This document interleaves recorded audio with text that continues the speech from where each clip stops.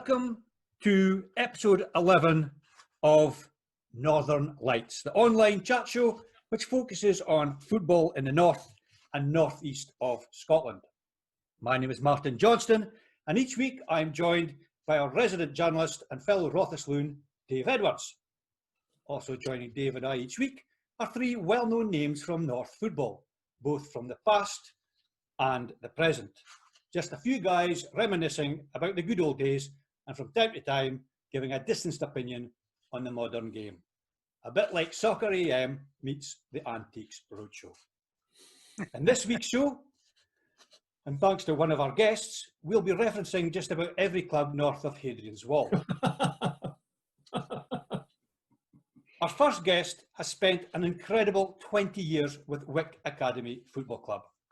Gary Manson is Thurso born and bred and spent his formative years playing for his local boys club. In 1996, and at the age of 13, Gary became part of the Aberdeen FC North training squad, where he spent 2 seasons before joining the Ross County youth setup. In the year 2000, Gary joined Wick Academy after having been released by Ross County, and he has remained at Harmsworth Park ever since. Rewarded with a testimonial season in 2011, Gary has made 663 appearances for Wick, scoring 50 goals along the way. In February of this year, Gary took over as caretaker manager. Welcome to the show, Gary Manson. Thanks very much, Martin. Pleasure to be here. Great to have you, Gary. You're looking well. Thanks very much. Same as yourself. As always, as always. Gary, welcome to the show. It's lovely to see you, my friend. Cheers, Dave. Pleasure to be here. Now, I was going to ask you how you're getting on with this management lark, but it's all come to a little bit of a grinding halt. But one day soon we'll get back into the swing of things, I'm sure. Yeah, it's not been the easiest sort of initiations to the management with the lockdown, but yeah, hopefully in the not too distant future we'll get back to some sort of normality and football will kick off again. Fingers crossed. Now, that's a magnificent record that Martin was saying, over 20 seasons, well over 600 games. Would you like to keep on playing, Gary? If and when, I'm sure you're going to be confirmed as Wick Academy manager, would you keep yourself as a signed player and maybe make the odd occasional appearance? Yeah, that's the plan anyway. I mean, I'm fortunate that I can play a number of different positions, so I'm quite handy to have as cover. So if one of the boys gets injured somewhere, I can slot in if need be. But yeah, the idea is not for me to be like a full-time player anymore, maybe just cover for the squad. But yeah, I'll be signed as a player. I'd have got the manager if he ever drops you, by the way. I know, I'll still be on penalties, I know that. Gary, welcome to the programme. Thanks. Our second guest was the voice of Highland League football on BBC Scotland Radio for 25 years. Bill McAllister was also Highland League correspondent of the Press and Journal for a similar period before becoming that paper's Highland editor. Before reporting on the game, Bill played in goal for 2 Highland League games, one for Brora Rangers at Ross County and the other for Ross County at Peterhead. Soon after, though, he retired at 21 because his job now entailed him to write match reports on a Saturday for the Green Final and the Football Times. He reported on a golden era for North football and enjoys seeing so many of his old reports dug out of the players' long-cherished scrapbooks to feature on the Highland League Memories site on Facebook. Bill was an Inverness councillor for 19 years, 8 of them as convener of leisure and recreation. He then took national roles as COSLA Arts and Recreation Chairman and a member of the Scottish Sports Council.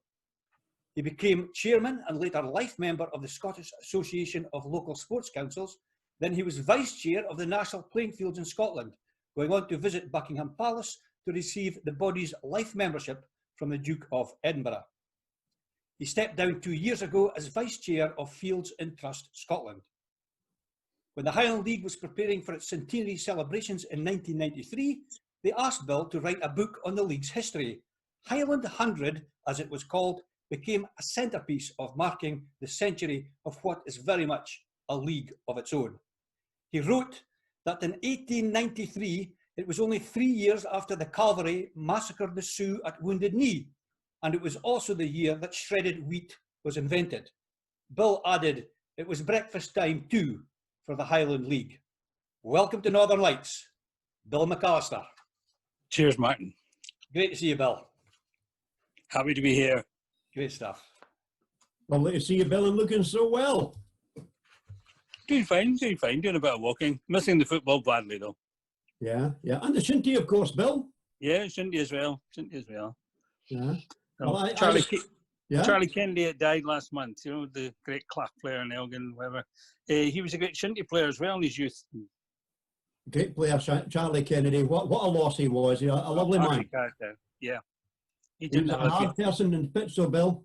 Yeah, very much so. He was a hard, he had a very ill time in recent years, so it's a shame.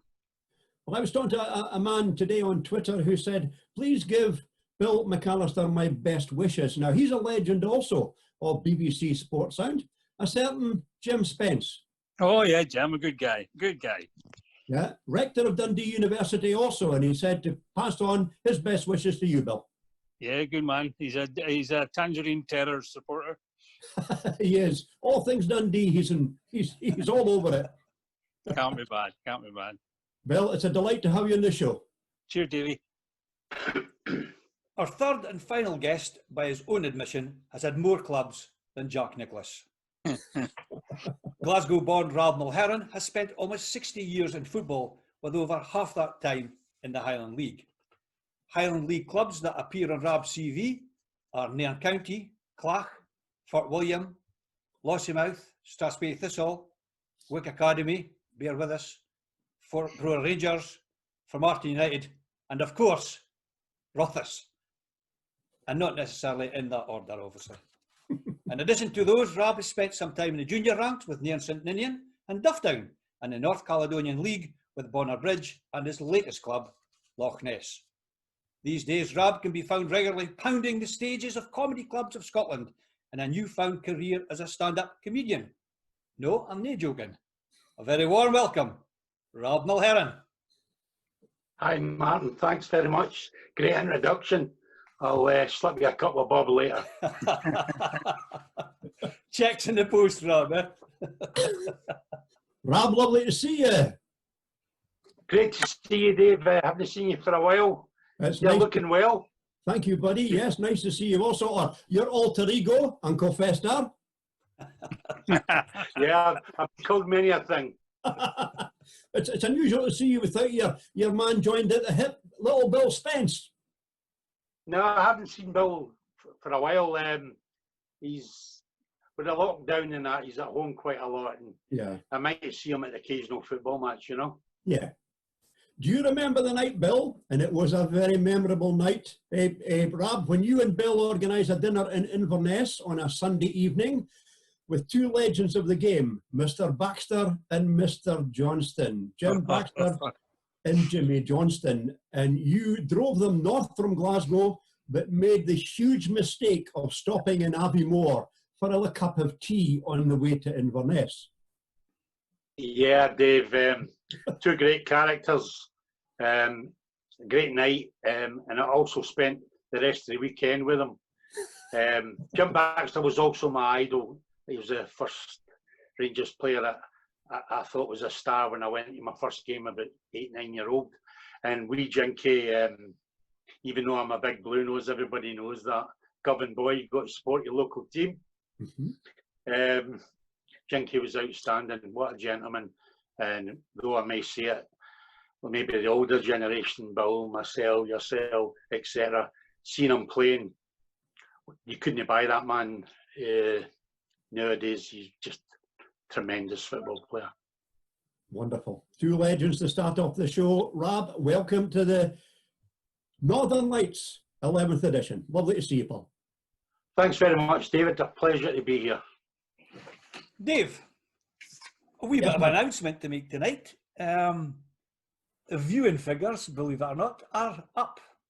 I just did a quick check before we went on air, and our average is now, if I want to be really precise, the average viewing figures per show is currently 905. It's unbelievable, isn't it? Unbelievable. Absolutely The bubble's unbelievable. got a burst soon, that's for sure. It is. It's unbelievable. And the first shows are now clocking in at 12 to 1,300. And Yep. for a start, we thought maybe 40 or 50 folk might have a look at this. But, you know, it's unbelievable. And of course, we are in association with Football Memory Scotland and Alzheimer's Scotland. And that's doing good things for other people also. Absolutely. Have you any shout-outs this week, I Dave? have. Well, Jim Spence, as we spoke about earlier on. Ian McNeill Jr. We're chatting to Ian McNeill Jr., Yeah. of course, son of the great Ross County legend, Yeah. Ian McNeill, and he spoke to me about Bill McAllister's debut for Ross County in a 2-2 draw at Recreation Park, Peterhead. That's right. Yeah. He also sent me the team that day, Bill. Yeah. Would you like to know the Ross County team that day? You finished Go fourth for in the league that season. Ross County team, January 9th, 1965. Team, McAllister, Fraser, Dusty Vass, Sandy McKenzie, Greg, Don McMillan, Ross, Tucker Thompson, Jim Hosey, Colin Brett, Jay Clark. That's right. Adrian Connell was injured. That's how I ended up playing that day. How many did you let in, Dave? Yep. How many did you let in? 2-2 draw. 2-2. Yeah. Johnston scored 2 for Peterhead. Wonderful. Happy days, Bill. Yeah, very much so. We'll maybe touch on that later on. I've got a shout-out for you, Dave. Yes. Rothesloon joined for the Twitter followers this week, and he's got a very famous father, Derek Slesser. Derek Slesser. His father, the goalie. His father was a goalkeeper, indeed. Yes. That won the league with Rothus in 1958-59. Dennis Slesser, the local painter. We might have mentioned it once or twice since we started. Rothus won the league in 1958-59, Dave. Possibly. It was good to see Rothus having a good goalie. I like it, Bill. You'll get the freedom of Rothus yet. Well, speaking of Spacesiders, remember we were speaking about Shorty McIntosh, the late Shorty McIntosh, a couple of weeks ago. Jim McIntosh. Shorty passed away 16 years ago, and I wrote an obituary for the Dufftown programme around about the same time. And after doing a bit of research, I discovered that he'd had a fantastic career out in Australia, and we touched on it last week, Dave. Mm-hmm. And I have been looking for this item ever since then, 16 years. Yesterday, it dropped through my letterbox. Can you see that? Yeah. Man, you. So it's a Man United Australian tour of 1967 when they played Western Australia. And I'll maybe read out some of the Man United players. Stepney, Paddy Crerand, Nobby Stiles, George Best, Dennis Law, Bobby Charlton, Jimmy Rimmer, John Fitzpatrick, who then became Highland League manager. Would that be Brian Kidd? B Kidd? Yeah, would be, yeah. Yeah. Mm-hmm. And then the other side, we've got Jimmy McIntosh.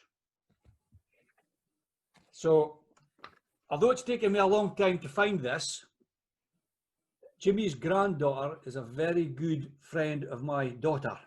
So I'm going to gift this to her so that the family have got an heirloom to look back on for their grandfather, because he really was quite an astonishing player and had a fantastic career. I'm just delighted to finally get my hands on this, but I think there's only one place it should be with, and that's the McIntosh family. Well done, Martin. Good. The hardest shot I've ever seen in Highland League football. Bill, do you remember Shorty McIntosh? What a shot he had. Yeah, vaguely, yeah. Well, Dave, it's funny you should say that, because there's a wee bio in here for all the players. And it just says, Jim McIntosh, 23 years of age, Azuri, inside forward, former Elgin City, Scotland player who arrived in Western Australia earlier this year and was one of the stars of the Ample Cup series. Hits the ball hard. True. There you go. It's in writing. Dave's head scratcher. Dave's head scratcher. Well, yes, it was A tricky question to some, but not to Steve Shorten. That's the second time Steve's got the question right. Cricket player, a Keith lad, but also a cricketer at Huntly, as is his son. Steve Shorten got the exact answer. Bill will know it quite easily. Yep. Brad will probably know it as well. 1967, Elgin City reached the quarter-final of the Scottish Cup. I was there. You were there. They were beaten that day at Morton at Capello 2-1. But who scored the Elgin City goal that day, Bill? And I'm sure you'll tell us. Jerry Graham for 30 yards, screamer. That's right, Jerry Graham. GG. Now, mind you, GG could have applied to George Gilbert also. That's right, yeah. But it was Jerry Graham, and I think on that day, Bill, Elgin were a wee bit unlucky, maybe not to force the draw. Yeah, they could easily have got a replay. They played really well. Morton were the more happier to fear the final whistle. Yeah. But a great achievement, because the only high league team ever to reach quarter-final of the Scottish Cup. That's right. Morton got to the final that year and lost to Rangers. Unbelievable. But a great achievement by Innes MacDonald and his men. Very much so. There you go. That's today's Heat Scratcher resolved by Bill McAllister. And well done, Steve Shorten. Brilliant. Brilliant. Dave, on this day. On this day, yeah, it's a long time ago, way back in 1977. And I'm looking for a reaction from Mr. McAllister here. Bucky Thistle announced that they had appointed Danny Fitzsimmons as their new manager. 30-year-old Danny had played centre forward for Thistle the previous season and was relishing the challenge of the change of role. A native of Berwickshire, he was a former Royal Navy international. He was stationed at RAF Lossiemouth. When he was there, he joined Rothes as a centre forward, made a big impact at McKessick Park, and he was at Inverness Thistle for 2 seasons also. Before joining Bucky, but his appearances as a player were limited due to an ankle injury. He acted quickly though at Bucky and to sign Alan Scott and Raymond Cardo, along with John Slater and Johnny Wood. And along with ex-Keith and Devonville manager George Christie, he joined as assistant. That was the late, great Danny Fitzsimmons. I knew Danny well when he was at Rothes. He was the manager of an electrical company based in Elgin. City Electrical, yeah. City Electrical Factors, that was them, based in Elgin. And a lovely, gentle giant, Bill. Yeah, very much so, very much so. A good player. Latterly, he was a man of many breakfasts, but he was a good player. And he was a nice guy as well. Yeah, excellent. Top of a guy. There we go, 1977, Martin. Danny A Fitzsimmons. bit more my year as well, 1977. Queen's Jubilee, if I remember right. Is that the Silver Jubilee, 1977? I don't have the mug anymore, unfortunately. And I spent the coin a long time ago. Dave, would you like to kick off proceedings for the evening? Yes, lovely to speak to you. Gary, now you're a Thurso boy, and I had the pleasure of working in Wick and Thurso for 4 years. Being a Thurso boy and playing for Wick Academy, difficult, slightly difficult, because the two towns are very separate towns, aren't they?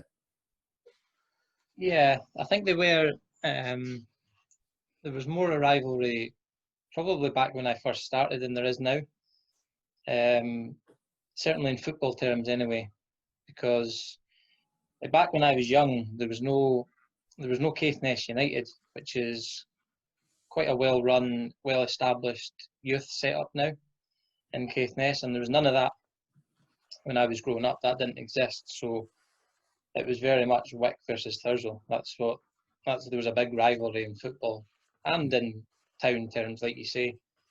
So nowadays, not so much. A lot of the Thurso boys will know and pal about with the Wick boys now at a young age. So yeah, not so much now, but yeah, back in my young days, there was quite a big rivalry there. Yeah. Mm-hmm. Did you play the summer league, Gary? Yeah, I played when I was 15. When I was at Ross County, they obviously played in the winter time, and I was allowed to play amateur up here in the summer. So I was only 15, maybe 16. I think I played 2 seasons before I joined Wick, and then I signed for Wick then. And obviously you can't play amateur when you're signed semi-professional. So yeah, I played 2 seasons up here when I was 15, 16. Wait, when you were at Ross County, who was in charge of the youth set up there, Gary? Well, when I first started, my first coach was a guy called Alan Gare, and then I think that was under 14s, and then when I moved up to under 16s, it was Ronnie Duncan. Ronnie, yeah. Yeah, I think he's still involved with Cali. Yeah, I think so. Yeah. Yeah, so he was my under 16s coach. Danny McDonald, he was there. I think he was in overall charge of the youth setup at the time. But yeah, in terms of my coach, Ronnie Duncan was he was a sort of head coach of the under 16s when I was there. Mm-hmm. Are you quite amazed to see how far Ross County have developed since those days, Gary?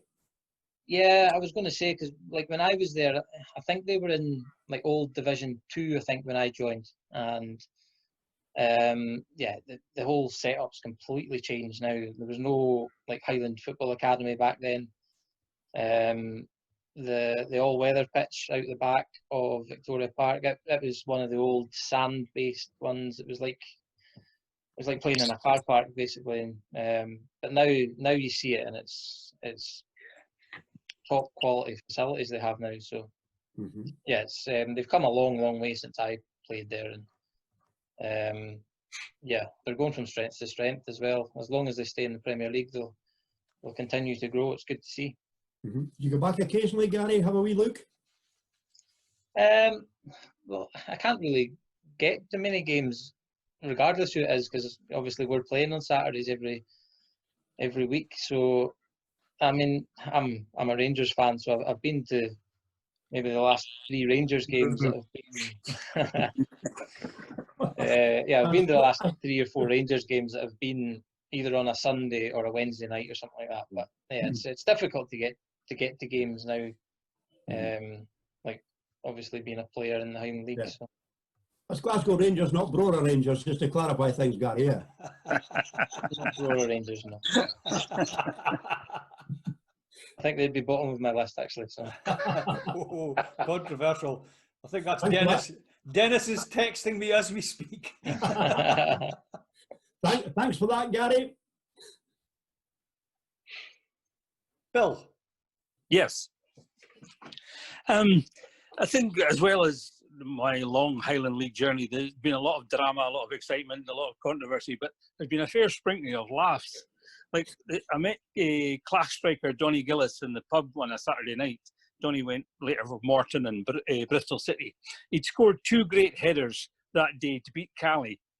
And he told me, I said, how do you get up so high in the air? He said, my brother's in the Merchant Navy. When he went to Australia, he got a pair of kangaroo skin football boots made, and he sent them to me. And he said, I've been able to jump 8 inches higher since ever I got them. So I splashed this all over the back page on Monday, and I was delighted. Next thing, Donny was phoning me, Bill, I was only kidding you. I only made that up because I'd had a few pints and whatever. He said, I've had the Sun, I've had the Record, I've had them all, and they're all going to take my picture. And I said, whatever you do it all, but stick to the same kangaroo yarn and save us both embarrassment. And that's what he did. The Sun had the headline calling him Skippy.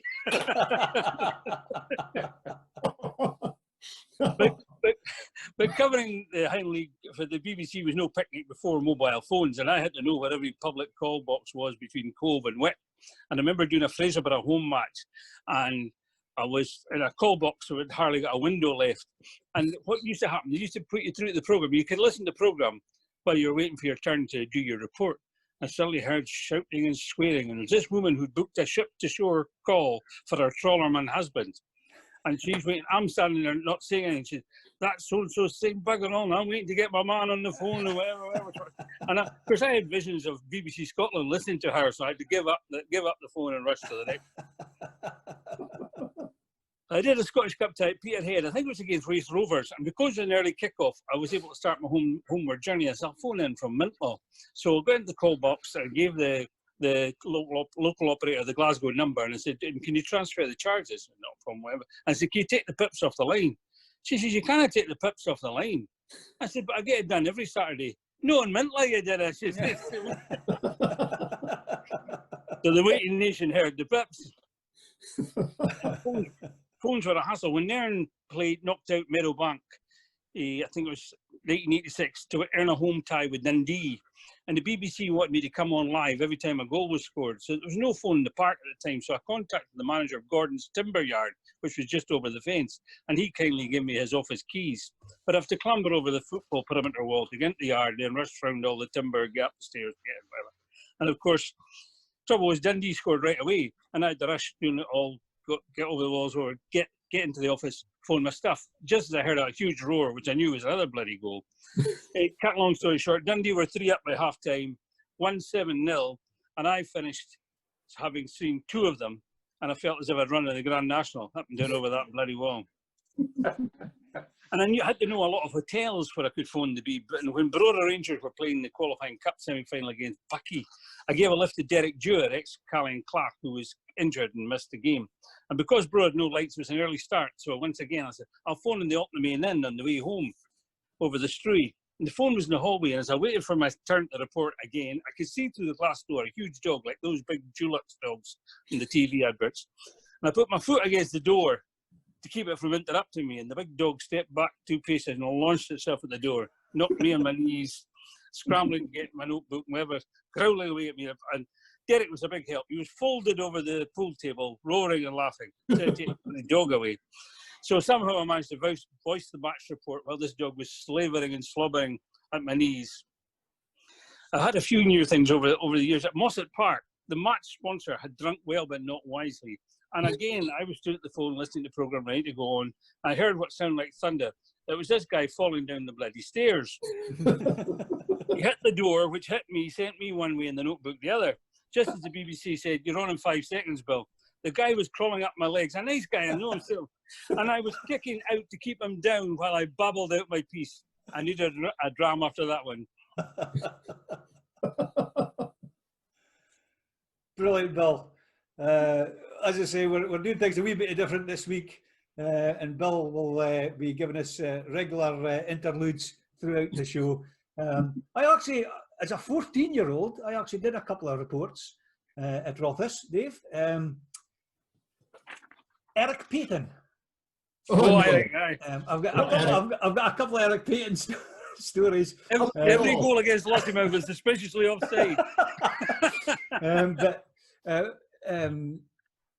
As youngsters, we used to pull Eric's leg because the nearest phone box at McAllister Park was actually beside the Grant Hall opposite the Station Hotel, which was a good, 400 yards? Yeah. I would say. So he never made it back for the start of the second half. Whether he went in past the Seafield and the way past or no, I don't know, but he certainly never made it back. So when he came back, he would say to us youngsters, any updates?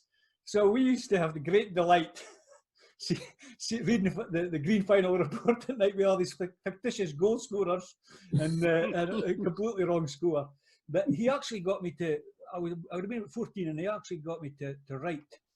He was going on holiday, or he wasn't available to cover 2 games or something, and I did. And I remember going to the phone box, and I think you had to, as you say, Bill, reverse the charges, ask for copy, and you had to read out the teams first.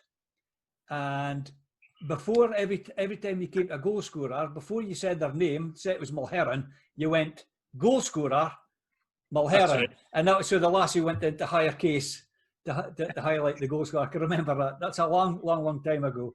And my other Eric Payton story was when I was a linesman. We were at Lossiemouth, and Sandy Roy was the referee. And Sandy's in the dressing room with myself and another linesman, and we're getting our pre-match chat about instructions, how we wanted to handle the game, etc.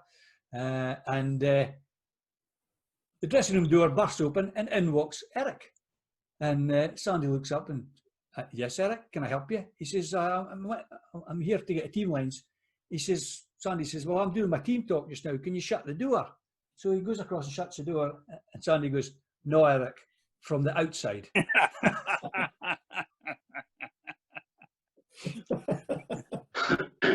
Rob, great to see you.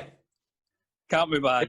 You're talking about Lossie. I remember it was Lossie versus Elgin, and I was in the old stand at Lossie, and Elgin were 8 or 9 that scored, and I was all organised, ready for the final whistle, going.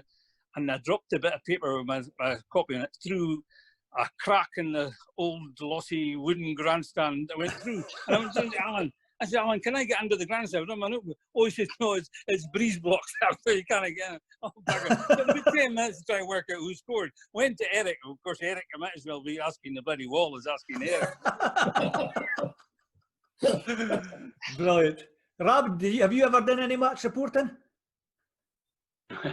No, my English wasn't good at school, you know. Yeah, making the headlines instead of writing about them, eh?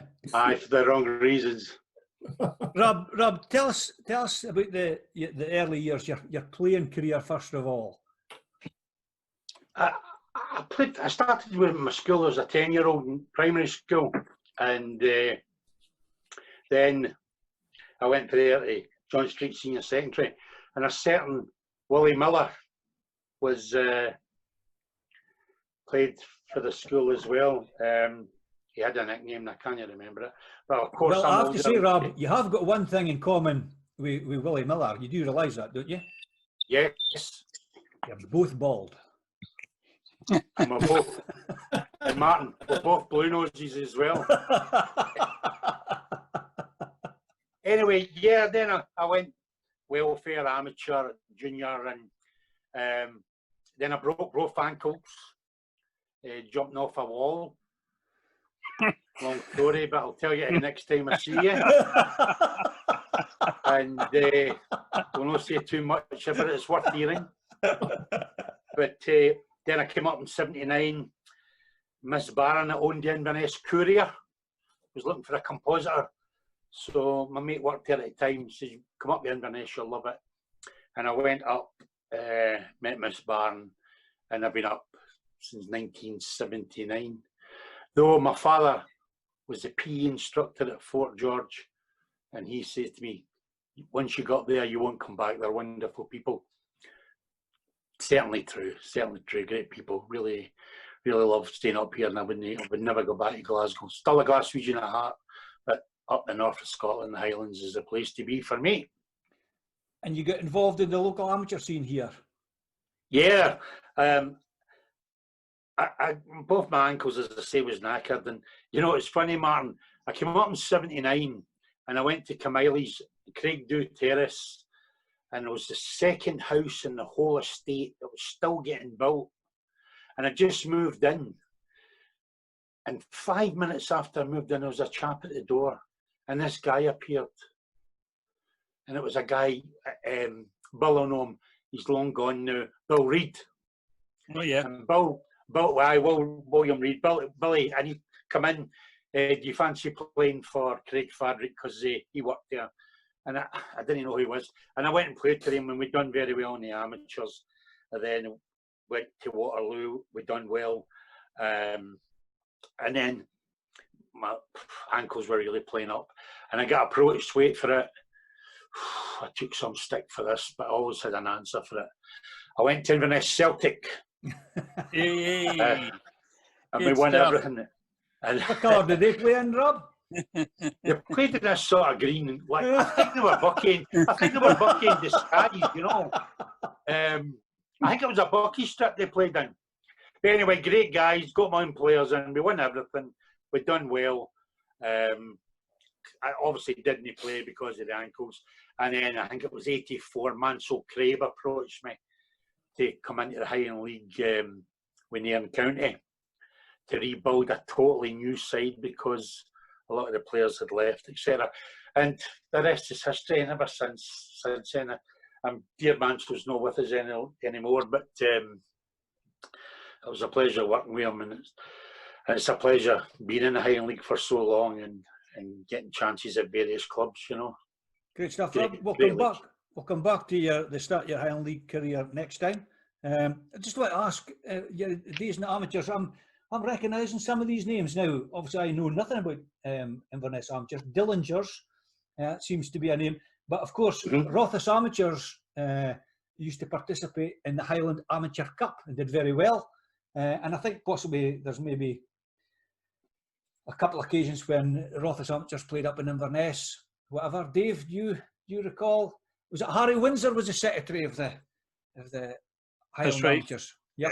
Yeah. I mean, trying to organise the Highland Amateur Cup must have been an absolute nightmare because there would be no bridge to Skye at the time. In fact, there'd be no bridge to North Keswick at the time. A bridge to nowhere, Martin. Aye. Happy days. Happy days. Gary, can I take you back to 1996 and the Aberdeen youth setup? That was before Ross County. You were involved with the Aberdeen youth setup. They had a camp basically in Caithness, hadn't they? Yeah. So yeah, when I moved up to high school, that's when I kind of stopped playing local youth football. And a guy called Davy Cloud from Helmsdale, he set up and ran two different sort of training squads, one in Caithness and one in Sutherland. So he'd have a squad training in Thurso on I can't remember what day it was, on a Tuesday after school, say, and then he'd have a squad training in Galsbury on a separate night, and it was really good. It was thoroughly enjoyable because that was when, because like I said earlier, there was no Caithness United, so you were never actually playing and training with the best players up here.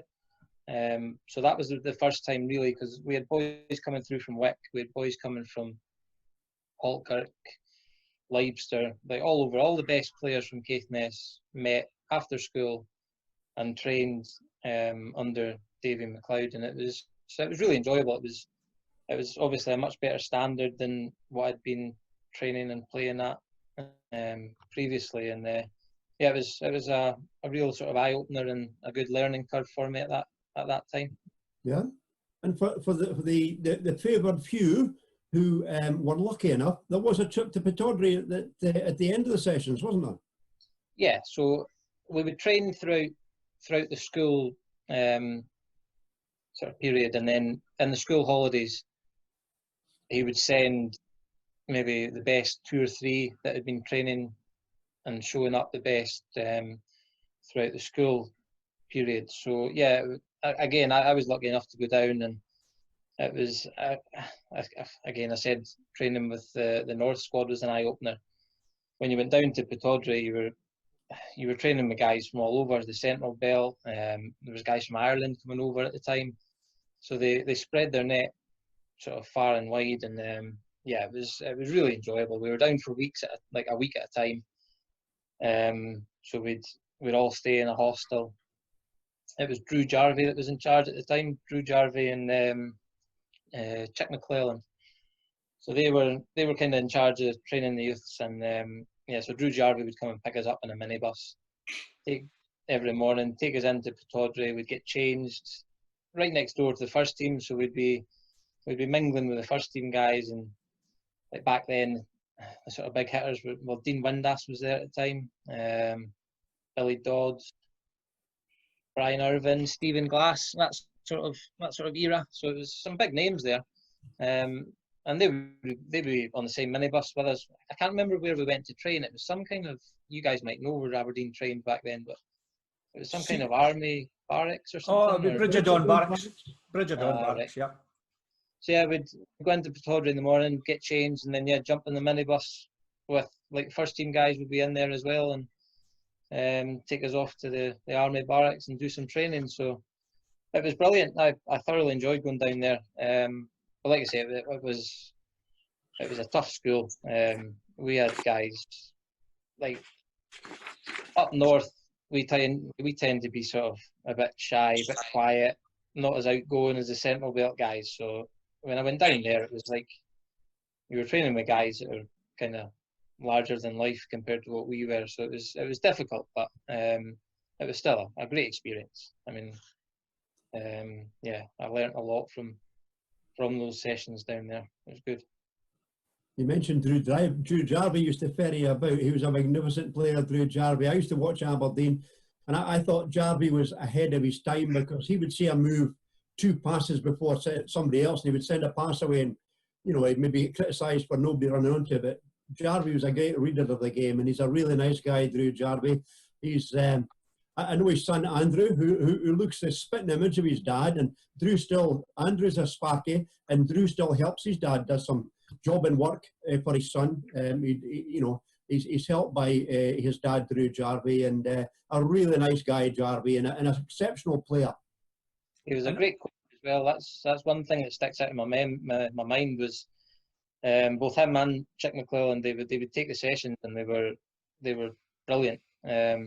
Like I said, with David McLeod taking the North squad, it was something new to me what he was doing. But then went down there, and it was just up a different level again. It was it was a real step up in standard. I mean, I remember Kevin McNaughton. He was in that group.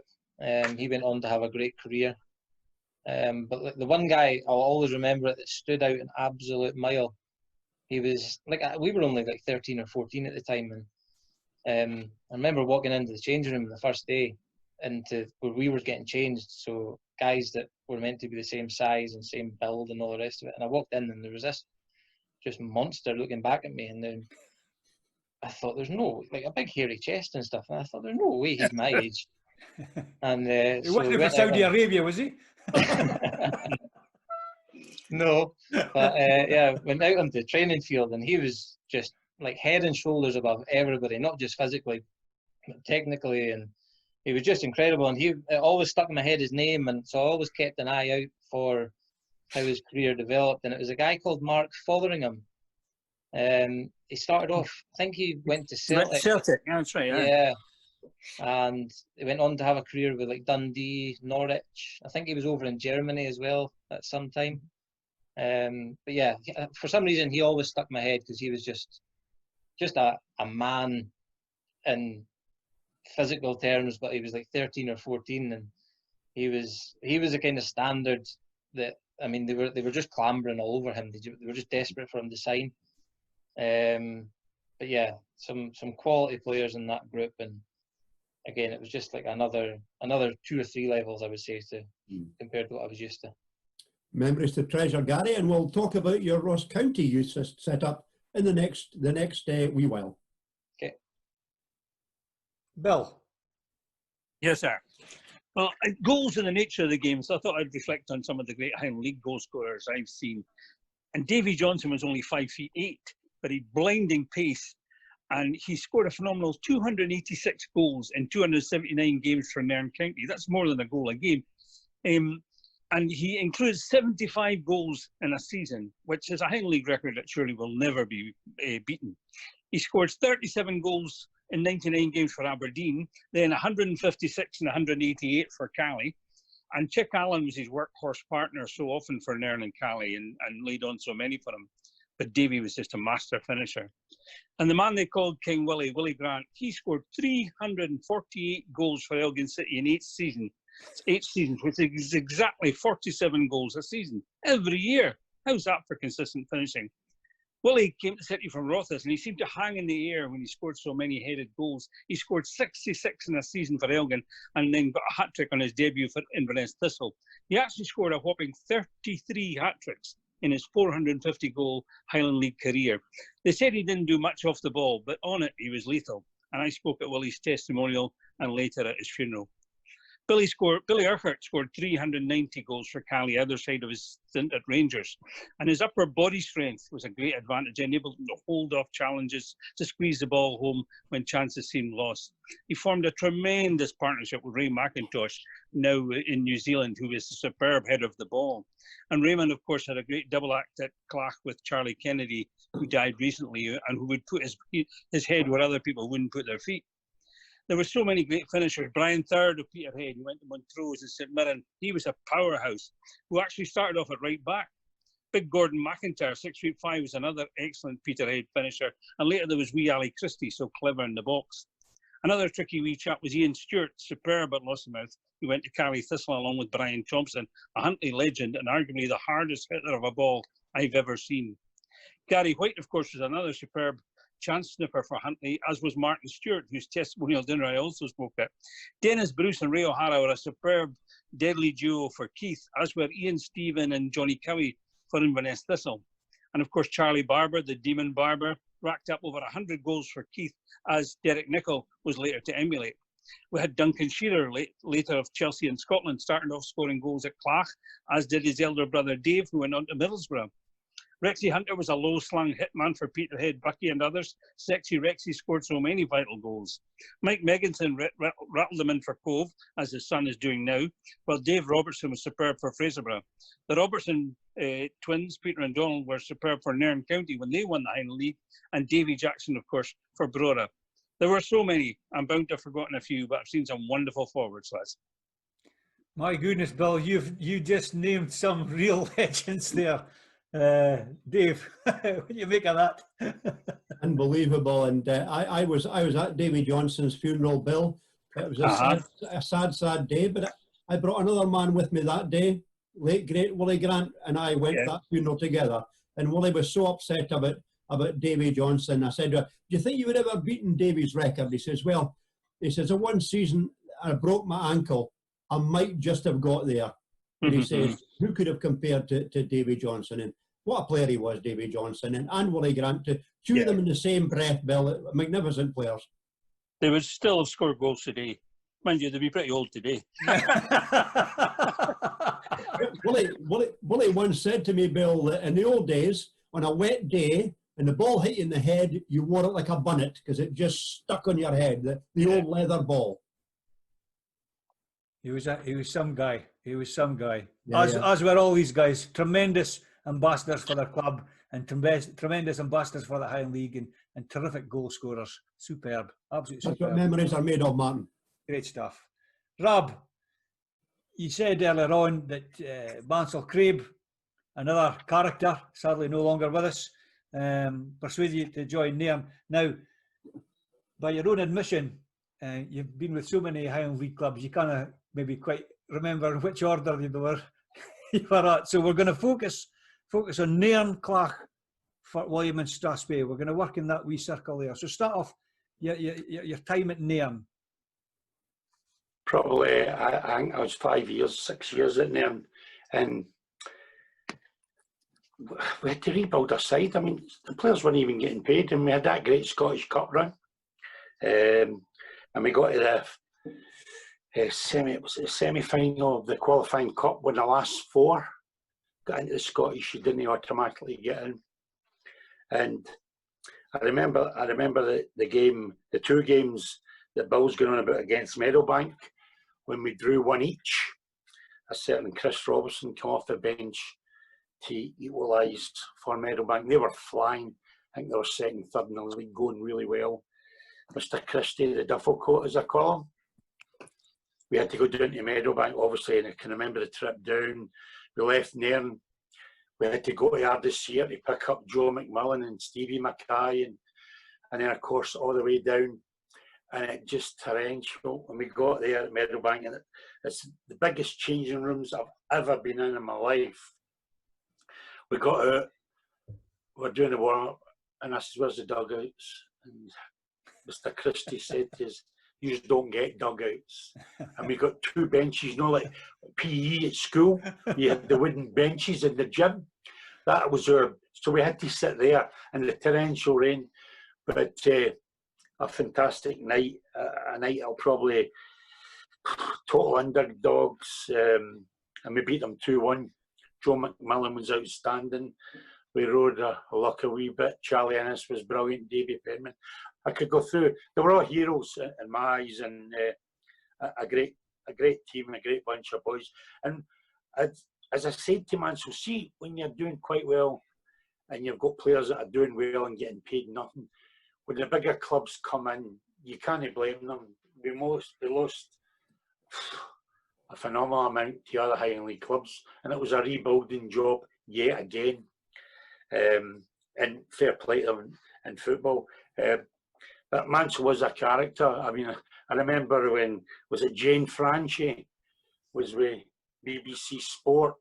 They came to Nairn to the interviews.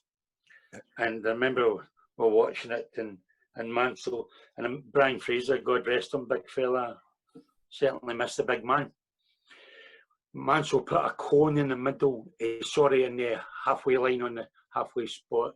In the 18-year box, I want you hit the cone. Of course, TV was there, and they all tried it. You know, Davy Behm and Brian Fraser, they all tried it, and Mansell was getting really, really ratty. And I think it was Charlie Innes or Kevin Fraser that said to him, "Well, you do it then, Mansell." And you're not going to believe us, boys. Nonchalant, he puts the ball down and rattles it right in the centre, and walks away and says, "What's the problem with doing that?" Probably would never have done it again. But, and that's, you know, a character. It's sadly missed. 100% man like myself, we don't make it to be, you know, really big shots. We're football men and we go about our business. He did just about every job there was to do at Nairn at one time, did he not? Oh, certainly did. He cut grass, he painted. That was his life.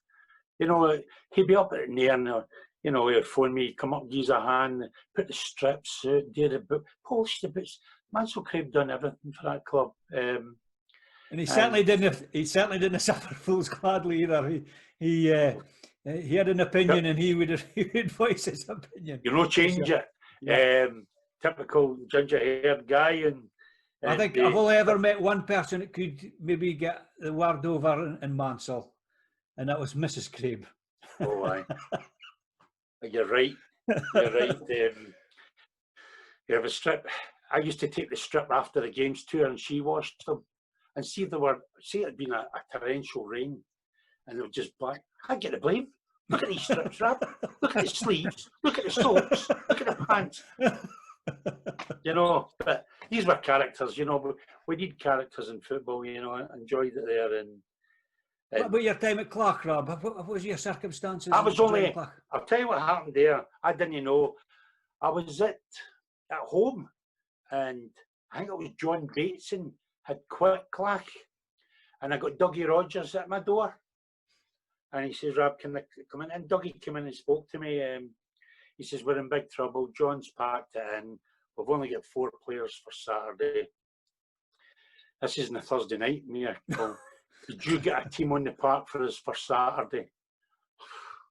So I pulled a few favours, not the best of players, but just to get 11 on, because I think, you know, if you don't fulfil a fixture, could be curtains. So we managed to get on there, and I stuck with him to the end of the season. I knew Rossi was coming in, and I'll give Rossi his due. Rossi Fraser came up to my house, sat down and says, "How do you feel about it?" I said, Rossi, I was only taking the job to get them through the season. You're an experienced player, an experienced manager. Get in there. I says, because Rossi, if it had been the other way around, I would have taken the job. Oh, she said, "I don't feel so bad for that." And that was my time at Clark, and I enjoyed it. Great people, great crack. But as I say, it was only to the season ended. And you had a wee role there latterly as well, is that right? Yeah, and in 2000, last year. No, don't know. Yeah, last year, Ian Polworth asked me to come on board and help to run the youths, and which I did, and then I eventually got a job with Ryan. It's sort of community liaison with it, and as well as doing the youths as well. Great youth setup, great club, fantastic youth setup, great teams. But as things went on with Ryan, got paid off, and that was it. I mean, I'll give Alec Chisholm his dues, want me to stay on, but I thought, you know, I was getting paid with Ryan. You know, I'm at a job. I would rather try and get a job, but I just said, "We'll leave it at that." But no animosity, and I got to Clark games, and so me and Alec are still great pals, and I think Bobby Beckworth's filling in that sort of role as well as doing the ladies team at the moment, you know. And of course, you've had a fantastic love affair with Fort William over the years. Aye, I certainly have. It's a tough one because from Tomatin to Fort William, I think I was nearly killed twice. It was quite serious. I was lucky I wasn't killed. Coming back with the players from training, torrential rain, and a tourist on the wrong side of the road. and flying. We know where to go. It's either get into the rock face or go into the loch. It was one or the other. And I don't know how I didn't wreck the car. I damaged the car, but I didn't wreck it. And I was there twice. Great people. John Flanagan was a great chairman. The boys that came down with me, I filled the car with Inverness boys that played for nothing. You know, Mo McMillan, I could go through. Boys that just played because they wanted to play, and all of them. And sometimes it would cost me. I never took a wage at Fort, never took a wage. I took my petrol. But it's times when the lads, we might be late, we would stop in Fort Augustus and I would buy them their tea and pay for it myself. It was costing me to be the manager.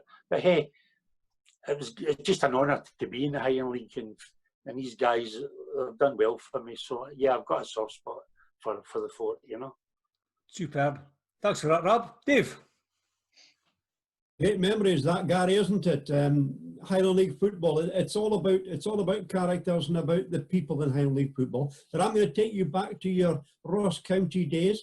And you know, was there any players with you at that time that went on to greater things, Gary? Yeah. Well, the one standout is Don Cowie. He was in that squad, that team with me. Obviously, everyone knows what he's going on to do his career. Play for Scotland, play English Premier League. Yeah, he's had a wonderful career. Just gone into the coaching setup at Ross County now as well. So I'm sure he'll do well at that. The amount of experience he's gathered, and he's always been a knowledgeable guy about football. And his dad was a coach as well. So hopefully, I would imagine he'll take to that well. So yeah, apart from Don's obviously, like I say, the standout one, but then there's numerous players that have gone on to good Highland League careers, running through them, like Craig Campbell, he was in that squad. Darren Jack, Ross Jack's son, I don't know if he ever played Highland League, but I think he went on to Motherwell. Yeah. And I don't know what he's doing now actually, but he was in that squad. We had Robbie Duncanson, he was in the squad. John McCaskill, Clash. Yeah, so there were numerous players from that squad went on to have good Highland League careers. So it's nice. Like, we still speak whenever we come up against each other in the Highland League. So it's good. It was a good bunch of boys we played with there. A good team as well. We had well, like I said, I've just named a few players, and yeah, we held our own with the big boys. We went down and played Dundee United, beat them away, beat Kilmarnock away. Yeah, so we more than held our own with that squad, which is saying something, because it was all local boys back then. I mean, I would imagine nowadays, you know, they're pulling in youths from all over to go full time nowadays, I would think. But yeah, back then it was all local guys. I mean, I remember, like, we used to travel down only once. The squad trained twice a week, Tuesday, Thursday, but because of the distance, like, we live away from Dingwall, we just went down once a week. And yeah, whenever we turned up, all the boys would be like, "Oh, here's the foreign imports coming. It's the foreigners coming in to train." So it was, yeah, back then we were the foreign guys, and we're only, I don't know, an hour 45 away from Dingwall. But yeah, it'll be changed days now. It'll be pretty cosmopolitan down there, I would think. But yeah, back then it was all localish guys, and like I say, we did well. We held our own. Yeah. Well, I don't know young Don Cowie, but I certainly knew his dad and his mum, a lovely couple. And of course, his dad was manager at Wick Academy, Don Cowie Senior. Yeah, I just missed him. He left maybe, I don't know, 2 or 3 years before I started with Wick. But I got to know him through young Don, because like we would play on Sundays at that age group, under 16s. So, like, again, because we live reasonably far away from Dingwall, if we're travelling down to the Central Belt for a match on the Sunday, there was like maybe 2 or 3 boys from Caithness played for that age group. So we'd have to go down on the Saturday, stay over, somewhere around Dingwall, and more often than not, it was Don Cowie Senior's house that we stayed in Strathpeffer. So yeah, a lot to thank him for. I mean, he never got anything for it. He was just putting the boys up to be helpful for the club. So yeah, a lot to thank Don Senior for. Yeah, and Don Junior, I suppose. But yeah, I'm trying to remember his mum's name because she was a lovely lady and she loved her football as well. I can picture her. Can I? That was it, Pat? Patricia, yeah. Lovely lady. Yeah, she used to cook for us, like dinner for us on Saturday night, breakfast on Sunday morning. Yeah, she looked after us like we were part of the family. So yeah, a lot to thank them for. It was very nice of them. When you look back now, and yeah, think what they did for us, it was very good of them. Yeah. Appreciate Gary, that, you would have played. Sorry, Gary, you would have played with Billy Cowie, Don Senior's brother, would you? No, again, I would have just missed him. Okay. I don't know when he left Wick, but it maybe a year or two before I started. But I know Billy anyway because he actually came up and played summer football up here for Pentland United, like one of the sort of well-established summer teams up here. So yeah, Billy played a number of seasons for them, and my dad used to be the manager and committee member of Pentland United. So I would go and watch their games, and yeah, I got to know Billy that way as well. So yeah, and Don's cousin David Cowie, he played for Wick Academy for a number of years as well. So yeah, I know the whole Cowie family. Thanks for sharing that with us, Gary. We'll be back soon and talk about your Highland League. For the moment, it's back to the Bill McAllister show. Well, as goalies and defenders, they say you've got to be crazy to be a goalkeeper, which is why perhaps David Edwards and myself chose that position. Richard Konzak in Nairn's title-winning team was a very slight figure who wore glasses off the park, but he was so agile, he saved him plenty of points. An amazing goalkeeper.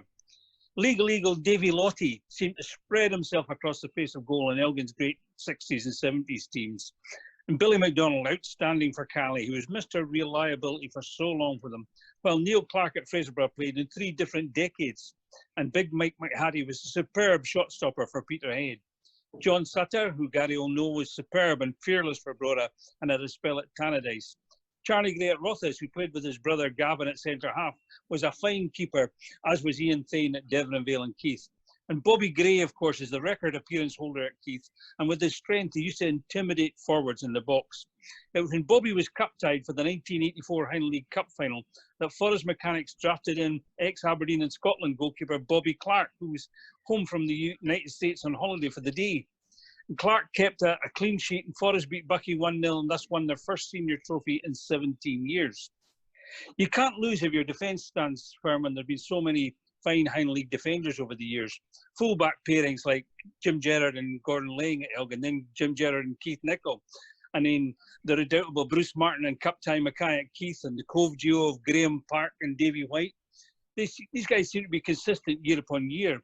And there were other notable fullbacks such as Elgin's Gordon Buchan, later an Aberdeen director, and Raymond Cardno, Bucky and Forest, who's now Highland League president. Rushy Fraser was such a superbly skillful right-back for Inverness Thistle, while Roddy Davison, so powerful and determined, racked up a record 600 appearances for Cali. Dougal Grant was captain of the Elgin team, which reached the Scottish Cup quarter-final we talked about earlier, and he was father of Huntly 5-in-a-row man Neil Grant. Dougal was an amateur internationalist, and when City's Cup run ended, Dougal got an invitation to attend the Queen's Royal Garden Party at Holyrood, unique for a Highland League player. Dougal was cool and commanding, and the same label could apply to the Keith pair of Eric Wilson and Mike Delgarno, hard to get past. Keith signed Daly from Sunnybank as a centre forward, but the switchback made him a club legend. Peterhead's Johnny Anderson was small for a centre half, but he won a record 6 successive Aberdeenshire Cup winners' medals. By contrast, Big John Sivrite, about 10 inches higher than them, he dominated for so long at the back for the Blue Toon. Fraserburgh's Kenny Roger and Class Ali Chisholm were real characters and great clubmen. Peter Corbett was a superb sweeper and ferocious tackler for Clack and Cali, and formed a fine Telford Street partnership with Bob Summers. Peter Smith, Elgin and Thistle, was a clever sweeper, as was Elgin's Ian MacArthur, who often played behind Big Chico McHardy.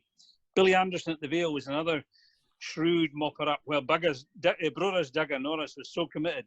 Duggar had to have a cortisone injection to see if he could be fit for a Scottish Cup tie a couple of hours later. He kicked the doctor's chair right across the room with his stocking foot and proved he was fit to play, and then knocked Montrose out of the cup. John Duthie, Fraserburn Thistle, exceptionally mobile sweeper, often behind David Milroy at Kingsmills, who seemed to have a superb leap. Robbie Giles at Clark, Mike Andrew at Cali, Brian McCann at Fraserburn, quality centre halves. And I remember Doug Rougvie on loan from Aberdeen, playing for Bucky in the Aberdeenshire Cup final, and 19 years later, he returned north to play for Huntly. The defence rests. Bill, can I throw you one name? Yep. The last few weeks, and we've talked about this, the best player I've seen in High League football, a certain Charlie Duncan. What's your thoughts? Oh, take a bit of beating. I remember he scored the goal when the Thistle played Ross County in a playoff. They finished level at the top of the league. They played in a playoff at Telford Street, and Jim Savage scored for Ross County. They were 1-up. Thistle equalised, might have been Ian Stephen. And then Charlie won the league with an overhead kick, spectacular overhead kick. Great player for Thistle and Peterhead. Superb manager for 25 years with Fraserburgh. Thanks for that, Bill. That seems to be the consensus, Dave. I think Charlie Duncan's leading the way, but Bill, you listed some amount of hard men there. I'll tell you, these guys must have put the fear of death into strikers over the years. Rob, speak about your wee foray into the junior ranks. Nairn St Ninian? Yeah, I was on holiday and I came back from holiday and my health wasn't too great. And a certain Robbie Lowe was the manager at St Ninian, and he says, "Would you come on board and give us a hand?" And we went there, and when I went there, Robbie had a good team, and we were a wee bit behind, and I think we just got pipped for the league. I think it was a point or 2 points, but good setup, good players, and enjoyed that wee stint. And as I say, that again was just to get them through to the end of the season. I wasn't committing to the end at the time. But what I want to point out, Martin, these teams that I had in the Highland League, I think I gave them something, whether it be experience or that. But I blame my father for all these teams, because my father brought me up when I played in Glasgow. And in Glasgow, you had to look after yourself when you played. And he always said to me in football, be honest. Be honest. An honest man doesn't feel the truth. And he always said to me, if you're playing and you're playing bad, accept it. If a manager drops you, accept it. If you're not even in the squad, accept it, because that's their decision. Then he always says, you get into management, if you feel you're not doing the job you could be doing or you should be doing, put your hand up, be honest with your chairman, committee or whatever. There's always somebody out there can do better, and away you go. So that's what I've learned for you. I mean, I was lucky. I mean, I've been lucky enough, as I say, in football with bigger teams and being involved. I've seen the bottom side, I've seen the middle side, I've seen the top side. But I'll say this, they can say what they want about the second division, etc. in the Scottish League. You'll not beat the Highland League. Highland League is a fantastic league, a great league with great players, great teams. Well, we wouldn't have you on the show without having to mention the fact that you were involved at the club with probably the most scenic ground in Scotland, and that's obviously Dufftown up in Speyside. How did you end up at Dufftown, Rob? Because although I'm involved at Dufftown, I've got to say it's had nothing to do with me. No, it didn't have anything to do with you, man. That was Willie Duncan. Willie Duncan. I mean, I never even knew Willie. I mean, he's a great pal now, and he's, you know, lovely wife. I never knew him, and how he got my number. But anyway, he phoned me up. He says, I'm taking a wee break, and now come to Dufftown. I didn't even know where Dufftown was. He said, just come to Dufftown. So I went and met Willie, and I went to Dufftown. And I thought, why not? I'm needing help, Rob, a wee bit of experience. And you know Willie personally as much as I do, Martin. Great guy, 100% football man. And he said, come on, I'll show you. And took me into the dressing room, the strips were hanging up. He says, is there any sort of problem, Rob? says, "Oh, green." Don't know if I can come to a club at playing green. And Willie laughed at that. And, you know, enjoyed my time there. And Willie was a great guy to work with. And, as you say, beautiful scenery. And I think the highlight for me is Willie was away to Detroit or Chicago. American. Chicago. That's it, Chicago. His wife was brought up in Chicago. And we drew Mabel, Ayrshire crack team, in the Scottish Junior Cup. And Willie was laughing, best of luck, big man, because he was going away. But I got my mate to go and watch them. And he came back and he'd done a great dossier. He was telling me all about them. They're all either played for St Mirren, Partick Thistle, all clubs, but they were all 36, 37, a lot of experience. That time, we had a young side with a bit of pace, you know, and we had big Paul Lambert at the back running the show for the defence. And I've got to laugh. So I asked the chairman at the time, could we come down the Friday night, stay in Glasgow, and then head to Mabel on the Saturday? Oh, he says, it's a big ass rub. But he says, if we could get through, I says, we'll get through. So he agreed that we went down to Glasgow on the Friday night and we stayed there. And then we headed to Mabel. And at that time, we were in their fixed odds counting. They were 1 to 12. We were 25 to 1. So we beat them 2-1. Can you imagine the trip home? So I'm sitting with the manager of Mabel in the hotel, having the soup and sandwiches. He says, fair play to you, big man. A lot of runners out there, great stamina. I says, aye, we done our homework. I says, I know a bad price, 25 to 1. He says, aye, I know. I said, I think a few of your boys had it at 25 to 1. He says, I think a few of my boys had it at 25 to 1. But no, great days, and it was a pleasure to be there, you know. I still keep in touch with one or two of them. Good wee club. Yep, and of course, Dufton have had quite an astonishing who's who of management over the years in recent times. Mo Morrison, Steve Patterson as well. And I think Charlie Charlesworth is possibly involved now. So, you know, they certainly aim high, does Dufton, who were former members of the old Murrayshire Junior League a way back, even before your day, Dave. Yeah, and I was born in Dufton, of course, Martin, as all Rothes people were. Yeah, Stephen Hospital. Stephen's Cottage Hospital in Dufton, yeah. Gary, let's take you back 20 years ago, and you signed for Wick Academy. How did that come about, Gary? Yeah, well, as we touched on earlier, I got to the ages of 16 and a half or something like that, and at the end of the under-16s at Ross County, they either signed you on like a 2-year YTS contract or let you go. So I'll always remember it to this day. Got called in, I think we were doing a Saturday training session or something, and they said, right, we'll call you in one by one, take you into the little office that was just next to the change rooms.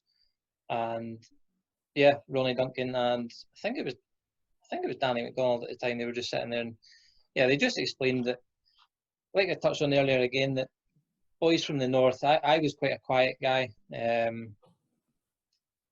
Yeah, just a little bit shy. Didn't put myself out there as much as the guys down there did. So, you know, I was in there with some reasonably big characters.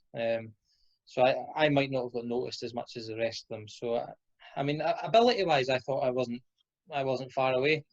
It was just maybe they didn't see that sort of, I don't know, outgoingness in me that could take me on to the next level in the sort of professional game. So I couldn't argue with them. I mean, I kind of seen it coming. I was, you know, as all boys do in that situation, I would imagine they're looking around the squad and trying to work out, because I think they only took on maybe 8 or 9 out of the squad of 16, 17, whatever it was. So yeah, it was very disappointing. I mean, there's no doubt about it. That was my aim to get full time with Ross County at the time, but yeah, I kind of seen it coming. So yeah, after that, Peter Budge was the manager of Wick at the time, and yeah, he was straight on the phone asking me along to pre-season with Wick. So yeah, went along, thoroughly enjoyed pre-season. Peter Budge, as I'm sure you know, is a very good, highly qualified coach, and thoroughly enjoyed his sessions. His pre-season was a lot more ball work than sort of the old school managers were, because obviously he'd come through the SFA coaching system and stuff like that. So yeah, really enjoyed pre-season. But then again, unfortunately, Peter Budge left then before the start of the season. So yeah, he took me in, and then our very first game, I think it was maybe a week or two before Peter actually left the club. So yeah, a bit of a sort of upheaval before the start of the season in your first season, but yeah, that's how that came about. Ironically, Peter Budge, I think, still involved at Ross County in the coaching side. He's actually left now. Is he? Yeah, he was involved. I think he was split his time between the SFA doing coaching courses, like taking coaching courses, and the youth side of Ross County as well. But yeah, he actually left in, I think it was November time last year. So he's moved back up to Wick now. Nice guy, Peter, isn't he? Yeah, I've a lot of time for Peter. He's a really nice guy, and like I say, I've a lot to thank him for, because he was the one that took me to Wick. So yeah, a lot of time for Peter, because he came back as manager then, maybe, I don't know, 6-7 years later, after he left. So yeah, I've kind of had 2 stints under Peter, which were both really enjoyable. Very knowledgeable guy about football. Yeah. Who took over just after Peter then, Gary? Well, for the first game of the season, Ian Munro, little Zeke. Zeke, yeah. Yeah, he came in for just the one game. He took over for, it was Cove at home. I'll always remember it. Cove at home on the very first day of the season. We actually beat them 1-0. And that was Zeke. He was caretaker manager at the time, and he handed me a start. I was only 16 and a half.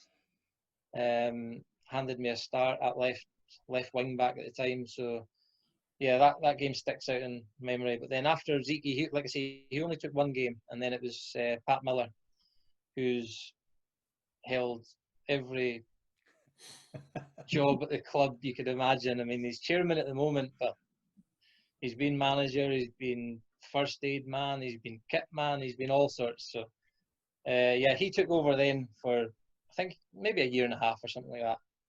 And yeah, then a guy, remember Alistair Budge? Does that name ring a bell? That's the Budge, yes. Yeah, I can imagine you're nodding like that, because if you're speaking about characters in the Highland League, then he'd be right up there, I would imagine. I mean, I could tell stories, but we'd probably need another 2 hours on top of this if we were going to get round all the stories about Alistair Budge. But yeah, and there's enough football people in court this week without us having to talk as well. You mentioned Pat Miller, and of course his wife Patty. She's, wherever Pat goes, Patty goes also. Yeah, I think they're joined at the hip, aye. Pat and Pat. Yeah, so she's still involved at the club as well. She does the boardroom, and again, she's probably held numerous roles as well. I'd imagine she's washed the kit, and she was definitely in the pie hut at some stage. And like, yeah, she does the bar and the hospitality section now. So yeah, those two probably accumulated probably treble figures of years between them at the club now. So yeah, they do a lot for the club, those two. Some great characters at Wick Academy. I remember when I was working up there, Academy actually got into the Highland League, and I remember meeting Chick Young off the plane.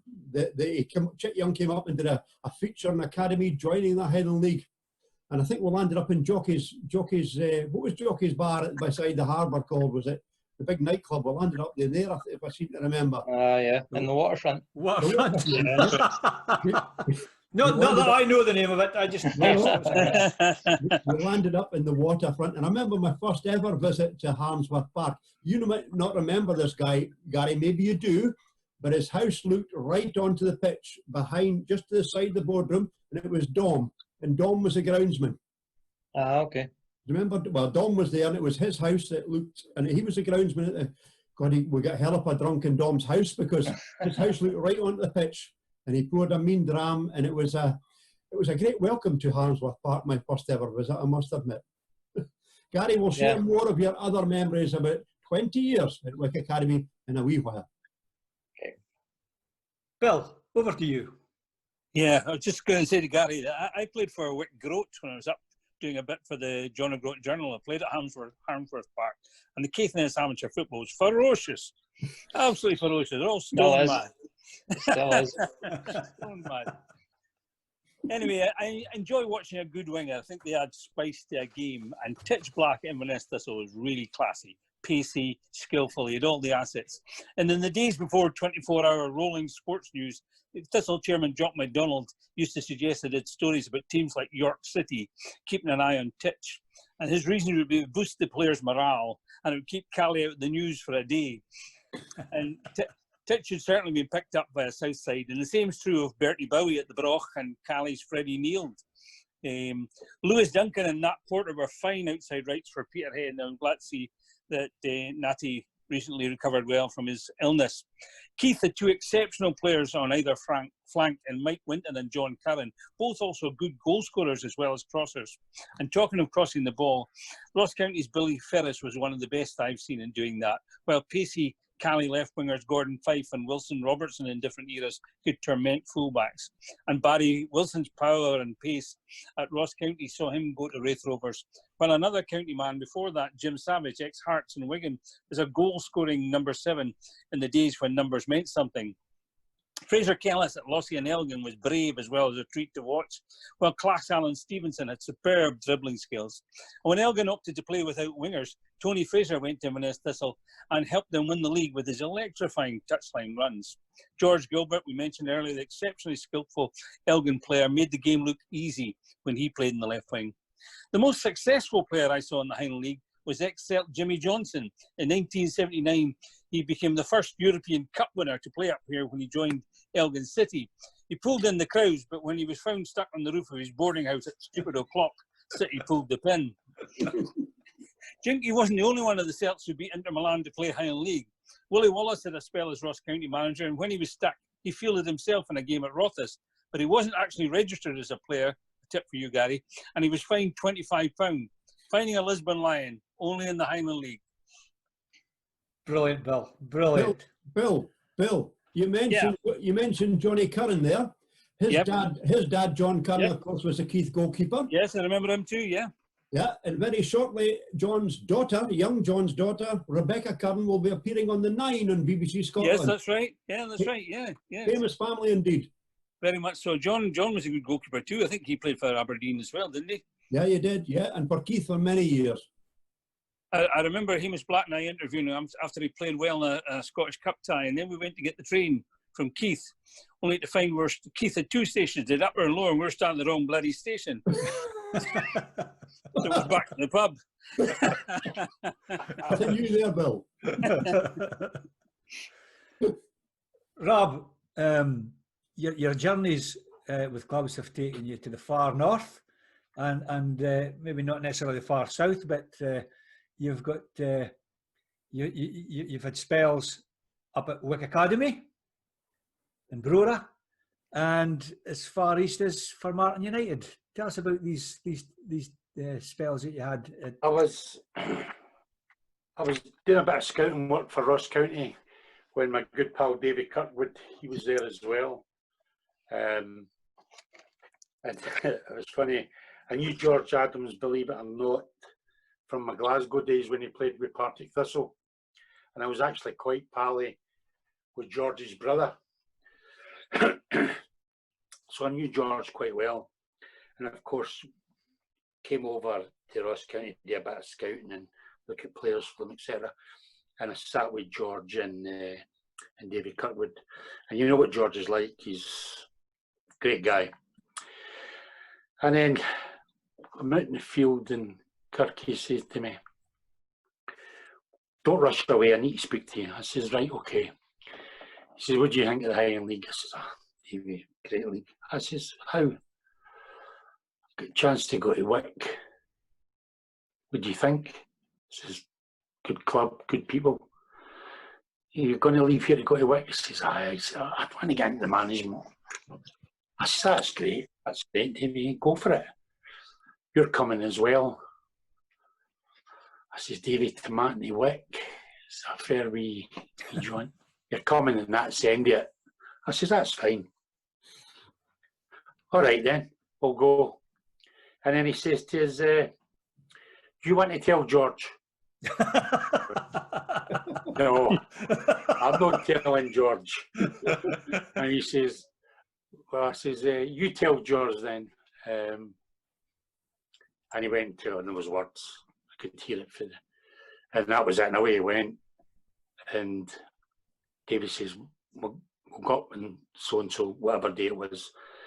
I says, well, Davey, I don't feel comfortable with that. I need to speak to George. He says, well, I wouldn't get in the night. So I went in about 2 days later, and George was so, clever man. I said, George, you got a minute? He says, aye, what is it? Come on in my office, sit down. I says, I'm thinking I've got a chance to get a wee spell in the Highland League. And his first word says, hope you're not going with Kirkwood to Barora, 80 Wick. I went, well, right, I wish you all the best, blah, blah, blah. And I went up there, and of course, I think Davey was well liked up there. To work with him was different class. I mean, I've worked with Bobby Wilson, fantastic coach and manager, but Davey Kirkwood's in the same par, different styles, more modern manager, as Gary says. Davey wasn't a great believer in run parks. It was all ball work and working within a certain area. And he was liked at Wick. And I loved it up there. The journey was a killer. And may I say, I'm not just saying it because Gary's sitting here. Gary was a pleasure to work with because he was a professional in every sense. He'd sit in there, he would listen, he would do, he had his wee bit if he had anything to say, and a great guy to work with, as most of them were. And Davey got a lot out of them. But yeah, it was a great time up at Wick. I certainly enjoyed it.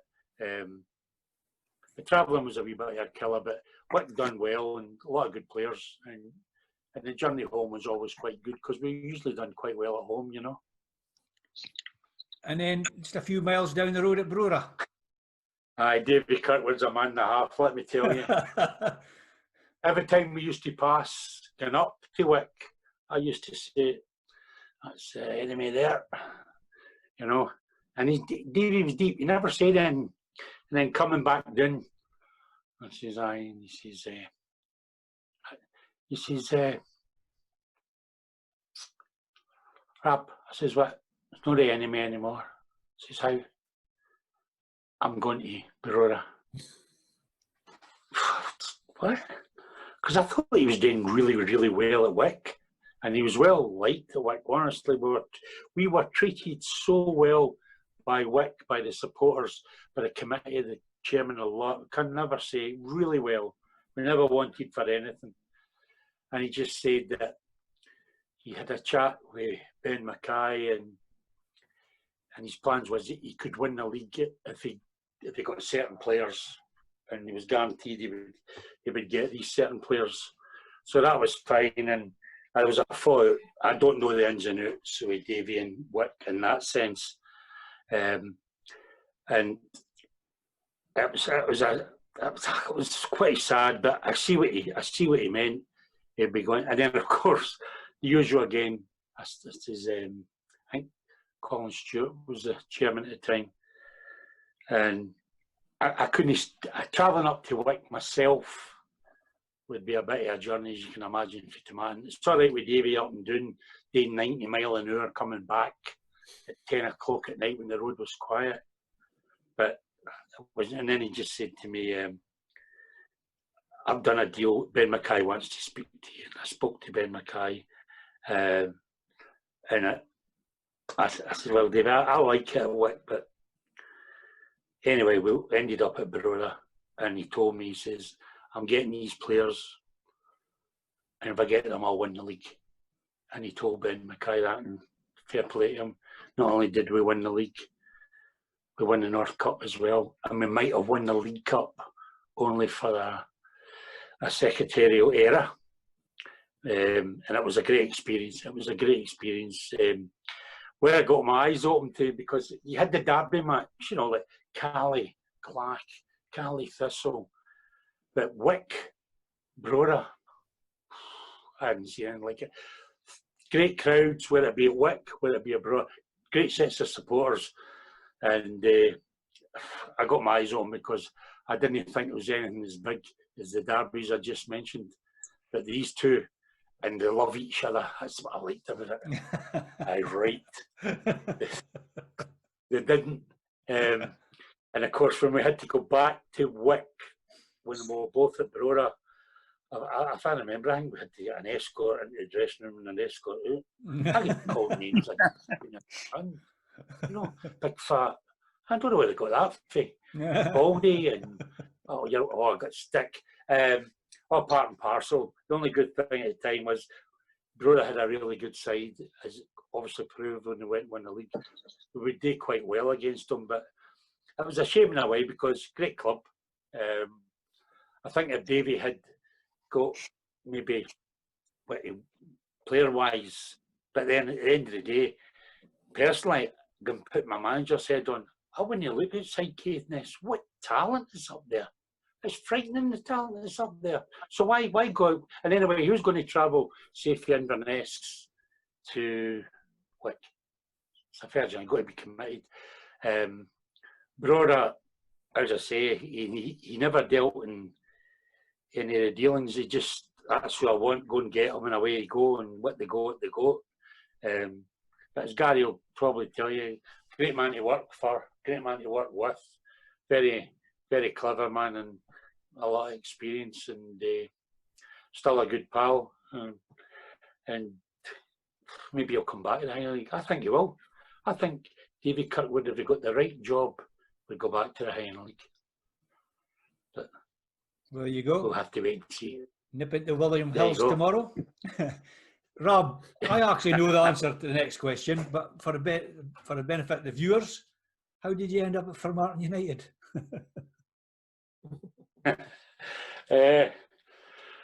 How did I end up at Formartine? Well, Rothus, when I was vice chairman, let me know. I mean, and I've got to bring Davy into this because I'll never forget it. I remember I was driving and my phone went, and hi Dave, how you doing? No bad. I thought he was looking for some club news, and he says, what do you think of your club going to court? What are you talking about? And I was just flabbergasted. I thought Davy was winding me up. He wasn't. I got onto the club, and turns out they were in big trouble. They were going to go under. I never knew a thing about it. I was absolutely jumping. And when I asked why I was not informed, basically I was told because they didn't know how to tell me. But anyway, thanks to the great people at Rothus who got into their purses and raised money, I think, without Mr. Forsyth coming, I think it was about £11,000–12,000 raised.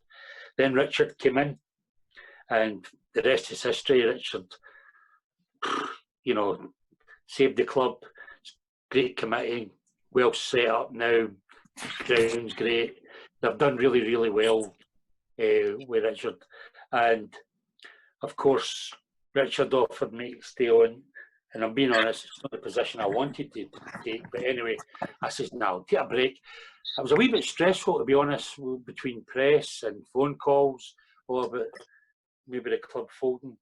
And I don't know, Martin, will we speak? I think we were. Well, what I want to know, first of all, is Dave Edwards, when the news broke about Rothus, who did you phone first? Did you phone Rob or did you phone me? I phoned everybody around about the same time. That's one of the 3 times I ever got a front page on the Highland League, when Rothus came within 7 minutes of going bust. And it was Richard Forsyth's cheque that saved the club. The club was delivered to the courthouse in Elgin, and Rothus were within 7 minutes of going out of business, and all credit to Richard for doing that. But it was it was difficult times. Yeah, difficult times for the club. I mean, the chairman at the time and his wife, Robbie Thompson, and his wife, lovely people, Martin, Rob, you'll agree with that, lovely people. Yeah. But it was just, they were victims of circumstances. They didn't know how to relate to people at the club on such difficult times, and thankfully it all worked out. But I think, Rob, you probably were the first on my list to phone, and I'm sorry I broke it like that, but I had a story to write, and it was going to be a front page story. So you gladly spoke to me, Martin. You also, and the rest is history. And thankfully, Rothes are still in business. Yes, indeed. Yeah, Yes, Rob. I can't confirm, Rob. Yeah, we did have a conversation. Yeah, and before I knew it, Chris Hunter got in touch with me and wanted me to do the same sort of job that I'd done at Barora. I mean, when I was at Barora, I was coaching, but I think I missed a few. Health wasn't great, and that for about 6 months the health wasn't great. And after the carry on at Rothes, and thank God they're saved because they're a good club, great people, got a lot of respect for everybody there. After speaking to yourself, and then Chris, come on, would you come through and look at players and advise me and help me? And then again, it's a fair trek, but I was used to it, and I enjoyed it for Martin. And you know, I really enjoyed my time there with Chris, and it was great to meet older guys at various clubs that were involved with the club as well, and it was great. Travelling was getting a wee bit, especially travelling yourself. But Chris was just wanted to win all the time. A typical football man, great player when he played, as his dad was as well. And I thought he would do well with Martin, but sometimes in football these things don't work out for you. And I just don't think Chris had, the luck that maybe he deserved, because you do need a bit of luck in football. And I enjoyed it. And of course, yourself, you were there, Martin. It was good to know somebody. And of course, terrible referee right enough in your day, but never mind. We'll not worry about that. And an acquaintance again with your man from Dufton, because Willie Duncan as well. Yeah, Willie, and Willie's still there, and he's always saying, "Come through, come to a game." Made welcome, and the whole setup for Martin's fantastic. They should be league winners. They've got the setup, they've got the crowd. They should be thereabouts. Maybe they will be when the season starts, but they should be up there winning trophies and probably winning a league.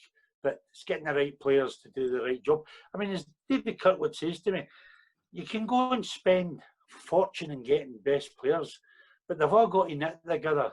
They've all got to play to a certain style. And it doesn't matter what you pay. It doesn't mean to say you'll win the league. And the players he brought in didn't cost the club a fortune, but he knew what he wanted. And that's where he's clever, David Kirkwood. He got what he wanted, and he says he would win the league, and he did. And then he went and won it again. So, no, I enjoyed myself. There isn't a club, Martin, I've not enjoyed it. I was a wee bit stressful at Rothes due to what was happening, and I didn't know. And as Davey said, he was the first to break the news to me, which was very disappointing. But hey, so in the past, we look forward, and we've got Mr. Jack there now, and they're doing well. Absolutely. And it was a great shame that the season curtailed their efforts. That's for sure. Mm-hmm. Thanks for that, Rob. Dave. Yep. Gary, a name that cropped up several times there, David Kirkwood. When Kirkwood left Wick Academy, it was a wee bit contentious, Gary, wasn't it? Yeah, just a touch. Yeah, like as Rob said, I'm quite sure after he left, it must have been like maybe 2 or 3 games, and then Brora were playing in Wick. It wasn't long. I don't know exact how many games, but it wasn't long. So, like, everybody's blood was still boiling by this stage. So, as Rab rightly said, the amount of abuse he got when he walked in, like after the game, I can't remember what the score was. I think we might actually won that game, but can't be sure. But yeah, I just remember walking off the pitch and Kirky walking from the away dugout into the sort of tunnel area in Wick, and jeez, he was just getting dog's abuse. Like, I remember about maybe 5 minutes to go in the game, people started congregating next to where the dressing room door were just to start shouting abuse at him, and that was funny. I mean, welcome to my world, guys. yeah, it was a shame. He left under a bit of a cloud because he did really well for Wick. I mean, I really enjoyed his training and everything, but for some reason my form wasn't great under him. I don't know what it was, but my form wasn't great, and yeah, it was a shame that he left because he was the first kind of, maybe, like, if you want to call him, high-profile manager that we've had for a long period, probably since Don Cowie. So it was a shame. He was only there maybe a year and, I don't know, a year and 4 months or something like that. I think he left in September time of the season. Yeah, and it was a bit of a shame he left under a bit of a cloud because he did a good job. But like from a player's point of view, like, I must say, it was just a shame that he didn't phone any of the boys. He didn't like come up and say, right, sorry boys, that's me going. I've had a good offer from Bro, and I think I can win the league and stuff. He just left. He didn't say anything to anybody. I know Colin Stewart was a little bit upset by the way that he left as well. Because I remember I was at a funeral on a Saturday, and the boys, they were on their way down to Turriff at the time, and I got a phone call about 11:30 from Colin Stewart saying, "Oh, just to let you know, Kirky's not with us today, he's left." I don't know when Kirky told him, was it Wednesday, Thursday before the game, or maybe Friday, I don't know, but he just left under sort of, bad circumstances. I took a little bit of gloss off his term at Wick, because as Rab said, he did well. He did really well at Wick. We were playing some tremendous football under Kirky, and yeah, I thought things were only going to go one way, and that was up under Kirky. But yeah, unfortunately, it was cut short. He thought he had better things to do. So fair play to him. He did. He went on to win titles, so can't argue with him. Bad enough to lose him, but to lose him to your big rivals, your biggest rivals, was equally tough. Yeah, and I'm guessing. I mean, I'm guessing that's why he didn't come up and say, "Sorry, boys, that's me off." Because, I mean, as Rab says, the Wick Brora derby at that time, especially, was quite fierce. It was quite competitive. Like, we would win a game, they'd win a game. It was back and forth. It was very competitive, and it was drawing in big crowds. And yeah, it was just a shame that he had to leave to go to those down the road. But yeah, it was understandable in the long run, because I'm sure he was getting financially rewarded for his job and rewarded by winning trophies. So you can't really argue with him in the long run. So yeah, fair play to him. Over those 20 years, Gary, 663 appearances. You played with some great players. Two that spring to mind. You can maybe tell us one or two stories about them. One of them is Shoeshine, Martin Gunn. Another one, well, Sam Mackay, who's just recently hung up his boots. Yeah, two tremendous players. Yeah, two you could say split my time at the club exactly in half, because my first 10 years was spent with Shoe as captain. Probably the sort of biggest sort of star name in our team. He got Scotland amateur caps and stuff like that. He was a great player. He always, well, certainly when I was playing then, I mean, he's a few years older than me, so he started it before me, obviously. And yeah, when I was there, he was kind of like the quarterback in the sort of centre midfield. He would get on the ball, and he had a great range of passing. would spray it left, spray it right. He had a great range of passing, good vision, and was a good captain. He did have a red mist. I mean, I don't know how many red cards he's had in his career, but numerous times I've seen him just going like kung fu kick poisons, and that was just completely out of the blue. Just he might lose the ball, and then next thing you know, he's taking someone waist height. But apart from that, he was a good player. And yeah, like I say, that kind of that era was my first 10 years, and then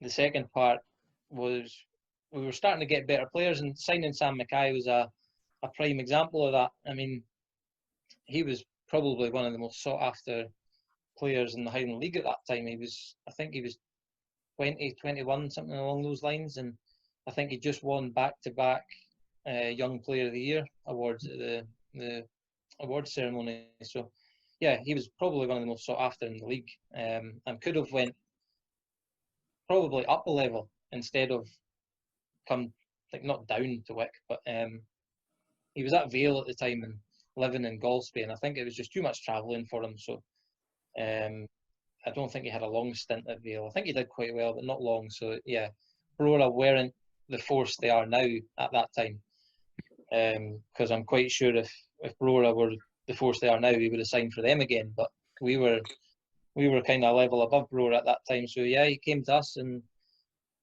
had a cracking 10 years. Another great player, different to Shu. Sam was one of those guys that probably seemed quicker with the ball than without it. He would just glide past players. Certainly in his early years at Wick, when he played more on the flank than he did in the centre of the park. He would just glide past players and whip in great balls. I mean, we had a couple of good strikers leading the line back then, like Gary Weir, Chucky. He would just thrive off Sam's crosses, and then later, like big Lucas Caruso, he arrived at the club, and again, he was another one that thrived off the supply that Sam would offer him. So yeah, some great players, not just the two that you mentioned. Yeah, played some great players over the years. Yeah, like I say, the two strikers, that kind of summed up that era as well. The second part, we had two number 9s vying. We played 4-3-3 at the time, so just one striker, and we had two number 9s in Chucky and Lucas that probably could have got a game for near enough every team in the Highland League in their peak, and they were just vying for one position, and it just kind of summed up the quality and the depth we had at that time. I mean, yeah, in my second 10 years stint, we were constantly top 5, top 6, competing. I think we've played in maybe 4 or 5 finals in the last 10 years. So yeah, it's my 20 years has been kind of split in two, and certainly more successful in the second part. Yeah. You mentioned Chucky Weir, Gary Weir.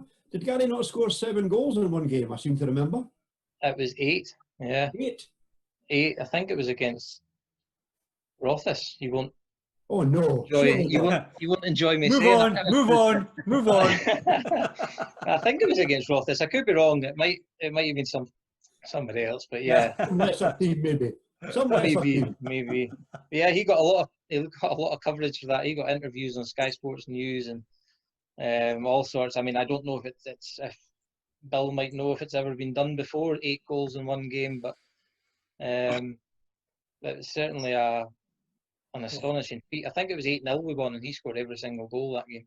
It was just one of those days. I mean, I don't think he scored one good goal in those 8. They were just coming off his knee, coming off his bum, coming off everything. It was just landing in the net. I think he scored a free kick, and if I remember right, he completely mishit it, and it went under the wall. Instead of, I would imagine he would have aimed for one of the top corners, but yeah, he completely mishit it under the wall, and it must have bounced about 15 times before it hit the back of the net. But he was just having one of those days. But again, if we're talking Highland League characters, then you won't get much of a bigger character than Chucky. I mean, yeah. Wonderful memories, and we'll move on to your managerial career in a very short space of time. Thanks for that, Gary. Okay. Talk about goal scorers, Bill, you may be correct us here. Mitch Bavage, did he not score 7 for Huntly, I think? Yeah, Once? Ian Stevens scored 7. Ray Stephen. Andy Mitchell in Inverness Yep. Thistle. He scored 10 goals for Cali against Fraserburgh. Wow. And I'm trying to think the name of the guy. Davey, you might well know the Devon and Vale centre forward. I think he scored 9 against Aberdeen University in the Aberdeenshire Cup. Would that have been Potford Dice, no? No, it wasn't him. Wasn't him. No. It was not a famous guy, if you know what I mean. You know. Well, wasn't it Kevin Bremner then? Did Ray Stephen not score 7 on his debut for Cove? Could have been. Yeah. There's been a few. There you go, viewers. Let us know. Put us right. Memory's not as good as it used to be. Of course, Gary, your 10-year service, your first 10-year service with Wick was rewarded with a testimonial in 2011, and you had a fantastic night.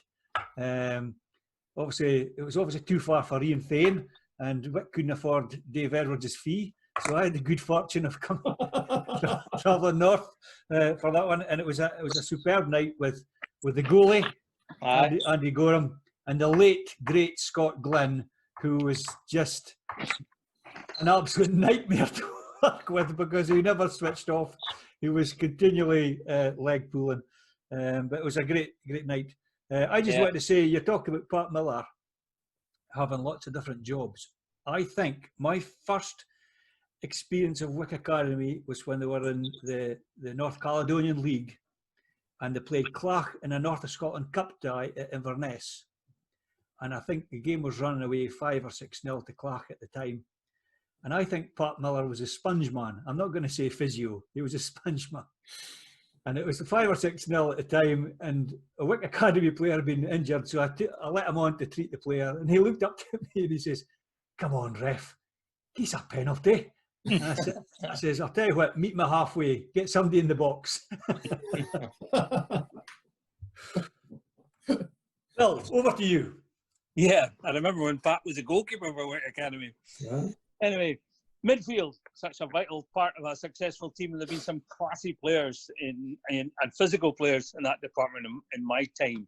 Elgin brothers John and Michael Teasdale were terrifically skillful performers. Well, John Doherty, Elgin and Cali didn't exactly burn rubber, didn't travel a lot of distance, but his passing and chipping were superb.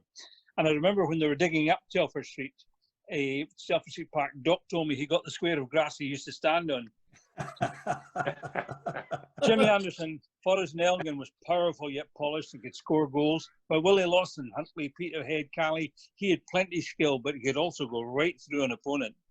His Blue Toon teammate Frank Trakowski was a real midfield hard man, a ball winner, a great man to have in your team, but a terrible guy to have to play against. Hamish French of Keith and Dunfermline had great talent, as of course did Steve Patterson, though his career was cut short by injury. Gary Farker was a gifted playmaker at Wick and went to St Johnston, and it's nice to see he's just joined Clach as coach. And of course, Martin Gunn, Shuey, I spoke at his testimonial, he was a really talented player as well. And Richard McCarry in more recent times. Dave McKenzie at Fraserburgh was one of my favourites. He could read a game, make the telling passes, score beauties from distance. Neil Gibson at Keith was also a treat to watch. Beautifully balanced kind of player. While Billy Douglas at Thistle, Elgin and Cali was the original non-stop dynamo, a footballing Duracell bunny who won 5 qualifying cup winners' medals. Ian Cumming at Thistle could send a beautiful distributor of a ball. 2 Russells were eye-catchers, Russell Guild at Huntley and Russell Mackay at Elgin, who could both make and take goals. Steve Lennox and Eddie Copeland at Huntley were 2 very different types of midfield players. Steve was a clever one, Eddie did all the running, but both highly effective. Brian Thompson, who also played with them at Christie Park, was a superb dead ball hitter and free kick expert. Gordon Connolly was a slippery eel of a player at Ross County, while wee Charlie Elvin at Keith was a similar type. Donald Mackay at Brora, he was so clever as a player. I remember Celtic wanted him, but he told Jock Steen that he had a golf tournament to play on, so he couldn't go down. Craig Yates, Neil Fivey, Ian Gibson and Stan Brown at Nairn, Andy Fettis and Martin Lyle are all talented personalities. And going further back, Andy Penman at Cali and Jim Hosey at Ross County could win a match on their own. And of course with Charlie Christie, whose son Ryan is starring at Celtic, while Ian Wilson, who went to Leicester in Scotland from Elgin City, could make the game look simple at times. I'm sure I've overlooked a right few good players in my midfield miscellany. Bill, once again, just an absolute who's who. Bill, Bill, can you tell me? I was once told that you could do a match report in the back of a fag packet. Is that true? I did one from Tenerife, I have to tell you. I told the BBC that I was going to holiday next week, so I wouldn't be available in the following week. But they phoned me up. I'm lying in a sunbed, and they phoned me up on the Saturday last. I said it was a different last year. I said, I told them, "Oh, so we've got your space. Can you do it?" I said, "Give me 10 minutes. I'll phone and find out the scores." And that's what I did. I did my live report sitting lying in a sunbed. Can't be bad. I said, "Can you pay me in euros?" Rob, guys, I'm conscious that time is moving on, but we've spoken about your time at Rothes. You achieved something you always wanted to achieve when you joined Lossiemouth. Yeah, it's a funny story. God rest her, Alan's wife, Lorna, who's, I think, she was not celebrating her death, but the other day there, great woman, as Alan was as well and still is, and great friend. And the blue, she spoke to me, got in touch, and she says, "Would you like to be considered to come to Lossie as chairman?" And I thought, well, yeah, why not? And I went through and I met the committee and Alan and Lorna and had a meeting, and eventually was offered the job, and I enjoyed it at the football. It was good bringing a few ball. We're getting, like you have got it at Peterhead, Martin, getting the big pillar up with all the Telephone mast, yeah. Yeah, I think I actually spoke to you about that, what kind of money we should ask for. And I'm glad I did. And we done a deal. And it's funny, I love to tell this, because when I was with Wick, and Gary will remember this, we went down to Spartans in the Scottish Cup, and I think we beat them 2-0, I think it was 2 or 3-0. And the goalkeeper got in touch with me because he worked for O2. And he says, "Is that the Rab Mulherron that was doing with Wick?" I says, "That's right." He said, "I was the goalie." Cut a long story short, we're looking for somewhere to put a piling up, put the masts on for the telephone reception. And the best place is the far corner of Lossie. Can I come up and speak to you? Came up and remembered them, had a bit of crack, went out. Yep. The guys came up with other technology. And of course, the rest is history. We done a deal. The club done very well at it. But I was just a wee bit clever. I thought it'd be better a club taking it over so many years rather than take it in a winner. So they get the start every season, they get a few bob. I was delighted for the see that happening. They put the floodlights back up, and they're seemingly doing well. But God rest Lorna. If it wasn't for Lorna McIntosh, I wouldn't have been at Lossie. And I was impressed with Alan said, and obviously I knew Alan, obviously, through him being there so long and so well known. And it was a sad day when we lost her. I enjoyed my time. I had 2 years there, and I just thought that was time to give somebody else a shot. As I say, be honest, I enjoyed it. I decided to get somebody else in, and that would do me. And Might you have given it maybe longer, Rob, if you'd stayed locally? I mean, I know from my point of view, in my role at Peterhead, I stay 25 miles from Peterhead. That has got its advantages, but obviously, when you're staying in Tomatin and you're chairman of the football club, and you've at Highland League level, it really is hands-on.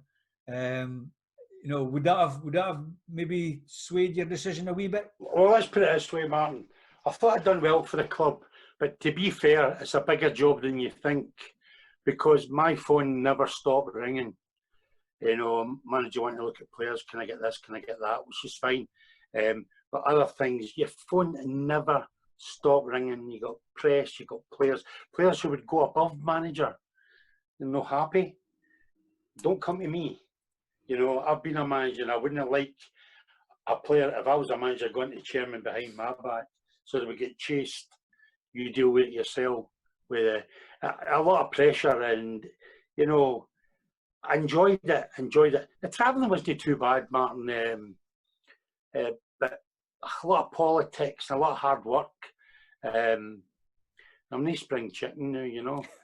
I mean, that was my last stint in I think it was 2016 to 2018. And then since then, I've had new knees and new, Steve Austin, the $6 million man, you know, I think everything's been built. You know, still not got a brain right enough, but we're getting there. But no, great time. I wouldn't knock any club that I've been at, wouldn't knock any club, because they gave me a chance, and it's a great league. And you never say never in football. You never say never. That's right. Thanks for sharing that with us, Rab. And yes, indeed, Lorna is greatly missed in football circles and beyond. She was a great servant to Lossiemouth, and you know, it is the anniversary of her passing, and we pass on our best regards to Alan and the football family at Lossiemouth at this time. Dave. I like all those thoughts. Lorna was a lovely lady. Gary, you're caretaker manager at Wick Academy. I hope, and I would imagine soon, you will be appointed permanent manager at Wick Academy. That must be a challenge you're looking forward to. Yeah, both. It's just a formality, really. Getting signed up. Because of lockdown and restrictions and stuff, we've not, and like we've discussed, I live in Thurso, and obviously the club's in Wick, so I can't travel through at the moment to sit down and have a chat with them. But yeah, it's just a matter of time, and we'll get things sorted out, and that'll be formalised. But yeah, it's something I've always wanted to do. And when you get, you start approaching your 30s and into your early 30s, you start turning your head towards going into management. And I was quite lucky. I mean, I don't know what age I was when Kirky came in, but again, that was, like I said earlier, that was the kind of start of the sort of high-profile guys coming in, and that was followed up by Barry Wilson coming in. So then Gordon Connolly came in after that. So it's good to. It was good for me at that age to sort of take notes, what they were doing at training, what they were doing at match days and stuff. So from those three guys in particular, because they've been at a higher level, they've done it, they've seen it. So yeah, it's always something that I've been planning for, and whether this is the right time, I don't know. That'll play out, but I'm hoping it will be. Yeah. You've got some good players in the squad. I mean, Richard McCanny and Davy Allen, to name but two. You've got a very solid squad and players that have played with each other for many, many years. Yeah, I mean, we've underachieved the last 2-3 years. I touched on earlier, maybe from 2010 to 2000, maybe 15, 16, something like that.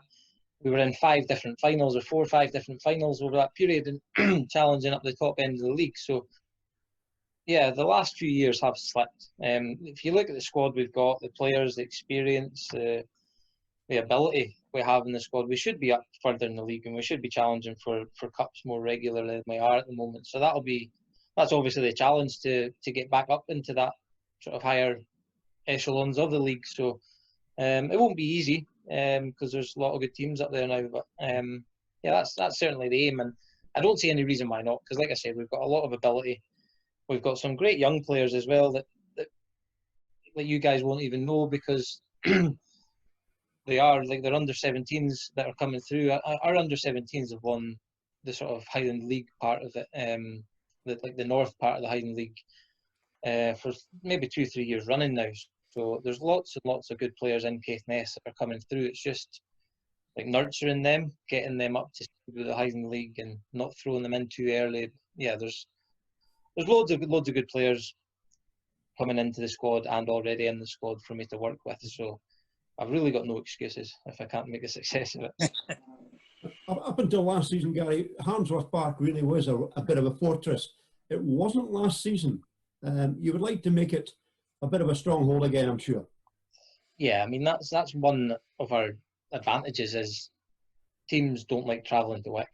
A, because of the journey. be because of the pitch. Like, it's not the best of pitches. It's got a slope. It's just, yeah. I get the feeling that most teams don't like playing there. And yeah, like I say, recently standards have slipped, and we've made it too easy for teams. I mean, I remember Barry Wilson's like full season that he was there. We didn't lose a game. We won every single game at home, 17 out of 17. Again, Bill, you might tell me different, but I don't know if that's ever been done in Highland League before. 17 wins at home, not losing or not even drawing a game. No points dropped at home. So it just shows you what can be done. Yeah, I doubt if that's been equal. Yeah, it was a remarkable feat at the time. I remember thinking it was just incredible. But so yeah, it shows you what can be done at Harmsworth, and we just need to get back to that. I mean, it's been far too easy for teams coming up the road and going back down the road with all 3 points recently in the last 2-3 years. So yeah, it's again, like you say, it's something that we need to strive for, because home form is what you build a successful campaign on. So especially being in Wick, because every away trip's, it's a long journey. The journey takes it out of the boys, so you have to make the most of your home games. So that's something that we will look to definitely build on. Yeah. Something you've been more than used to is every second Saturday you're on the road, you're heading down the road. I mean, Broder's a local derby, but most Saturdays you're more often than not down, east of Elgin and on the Buchan coast. You could be anywhere, but it's a Saturday night is a long night on the way back up the road if you get beat, Gary. It is, yeah, but it's one of those things that you just have to make the most of. I mean, being a Highland League footballer, well, being a Wick Academy footballer, it comes part and parcel. It's something I don't even think of nowadays. I mean, you hear people say, "Oh, the journey's a nightmare," like Rab was saying it earlier. But it's something that it doesn't even cross my mind anymore. I've been doing it that long, so it's just, you're, as a Wick player, you give up your Saturday. Well, every second Saturday, you give up your Saturday. Simple as that. I mean, like Cove is the furthest one. They're not in the league now, but we'd be setting off at 7:30 in the morning, not returning to 11:30 at night, I would think. And it's just what you do. It's one of the things that you have to. Well, going forward, I'll have to sell to players. I mean, it's one thing that in the Caithness players' minds that there is a lot of travelling, it's a lot of commitment that you give every single Saturday up, and it's one of those things that you need to put a gloss on to attract players to come and play. But yeah, it's something I don't even think of now. It's just what happens, Half an hour in the Grand Arms and Fochabers makes it all worthwhile, I'm sure. I don't know what you're talking about. You also mentioned the slope, Gary. It loses 8 feet from top to bottom. I believe during the wartime, the American soldiers had offered to level the slope, and Wick Academy said, "Nah, it's always been like that. We'll just leave it as it is." But do you prefer playing up the slope or down the slope? Well, first of all, I'm surprised it's only 8 feet. I thought it would be double that, but I don't have a preference. I mean, logic would tell you prefer playing down the hill, but then you just have to run back up the hill when you're defending. So, I mean, I don't have a preference. Statistically, I don't know if we're better going down or better going up. I mean, Ken Wood would probably have the figures on that, knowing him. But yeah, I don't have a preference. I mean, it's 6 and 2 3s really. Like I say, over the course of the game, you're running up and down the hill 50% of the time. So I would, don't have a preference really. Yeah. And my final question, Gary, is that Wick Academy traditionally one of the best footballing sides I watch in Highland League football. Would you continue the wee short passing game, the wee triangles, because it served you really well in the past? Nah, I'm going to get Lucas Garuzel back and just go route 1. That's my plan. Yeah, I mean that's obviously the way football's going, isn't it? Getting the ball down and playing it on the deck. I mean, you have to pick and choose your games that you do it on. I mean, we're not playing on carpets every week. We, come January, February time, Highland League pitches get pretty well cut up. So you have to pick and choose when you play that style of play. And when you do go a bit more direct. But yeah, obviously, with the players we have in the squad right now, it's more suited to playing that way. So I mean, we don't have a Chucky or a Lucas that we can go direct to. Like we've got Mark McGregor, but he obviously missed all last season through injury. But luckily enough, he's coming back, so he'll be fit for whenever we do start up again. So he will give us that option. But yeah, generally we'll be looking to get the ball down and, like you say, play the sort of the way that Wick are associated with playing. So that's the idea. Well, you've been a wonderful servant to Wick Academy, Gary, and I'm sure you'll be an equally good manager. I wish you well when you are appointed manager of Wick Academy, and look forward to speaking to you sometime soon up at Harmsworth Park, mate. Thanks very much. Well, you spoke about, Gary, you spoke about the bus journeys, the long journeys, etc. In my time, in the early days in the Highland League with Rothes, the long journeys home, as I said before, there was a Keswick Bridge. It's when you used to stop at Bonner Bridge for your lunch and stop again for your tea on the way home. Things used to be sometimes quite rowdy on the bus, but I can guarantee it 10 to 7 every time, every Saturday, 10 to 7, there would be hush whilst the driver tried to tune in to BBC Radio Scotland medium wave. It was the only way we found out what the results was on the day. So for the last time, Bill McAllister, over to you. Cheers. There have been two major injustices in my time in the Highland League. The first happened when Ian Chalmers was sent off in a Huntly home game with Rothes. Then the referee called him back for another lecture, and fans surrounded them, and the ref fell to the ground. He later claimed he'd been punched. Eyewitnesses said it was a trip. Either way, the SFA stunned the club by, as well as fining them £100, they ordered the ground be closed for the first 2 months of 1976. Huntly came very close to folding as a result of that. The whole affair cost them over £1,000, which was perhaps 3 years' finance at the time. But Elgin and Keith sportingly offered their grounds free of charge for Huntly home games, and Huntly managed with a couple of postponements to get through the 8 weeks exile. Shutting the ground for so long was ludicrously over the top when you see some of the things that happened in the Scottish League, including the Premiership. Then in 1993, Elgin City won the league. They got their medals, and then they were forced to hand them back as they were controversially stripped of the title. City had brought their final game at Forest forward to Friday night, which they won by a barrowload. It was then claimed they would have had 2 players suspended if it had been played the next day. But Elgin won the league by 4 points. So if they'd lost the 3 points in that game, they still won it. They scored 110 goals, 32 goals more than the runners-up Cove, and they were clearly deserving champions. And the Highland League Management Committee, I would like to see, could still see that justice is served by handing them back their title. Another curious incident which might have changed the face of Highland League football happened in 1987, when it was agreed to split the league into 2 divisions, one of 10 teams and one of 8, purely on merit. The fixtures were drawn up, but there was backtracking among the clubs, and the Highland League Management Committee reversed its decision. Is it time again to look at 2 divisions? I think it's well worth examining, as long as it's not a geographical split. If we add 2 teams and have 2 divisions of 10, it could be attractive. Because fixture congestion is a real headache for the league, as Secretary Rod Houston will readily acknowledge. I recall back in the 60s when Ross County on the last day of the season had to travel to Fraserburgh and Peterhead on the same day to play. And last season, Fort William, who do so much travelling, were forced to forfeit home games, which I thought was unfair. Also unfair was the way the SFA's pyramid system was frozen this year, with Brora not going up. That was the rule when the season started. The rule should have stayed. I can see Brora finally going off the Scottish League in a year or 2, but I don't think the likes of Fraserburgh would be interested in heading south. Most teams see the benefit of staying in a league of their own, a different league, our own Highland League, a league we love, lads. Bill, thank you so much for that. Bill, can I ask you one thing about that Elgin, the kerfuffle when Elgin lost the league, Bill? Yeah. I was there that night at Forest as well. There were streets ahead of Forest, and to me, a heavy fine and maybe 3 points, and City would have still won the league. And That's right. To me, it was the Highland League centenary season. And when you look at the handbook, it says title not awarded. That's sad. A piece of nonsense. There was some point scoring, a bit of revenge against John Teasdale in some quarters, I think. Well said, Bill. Thanks for that. Cheers.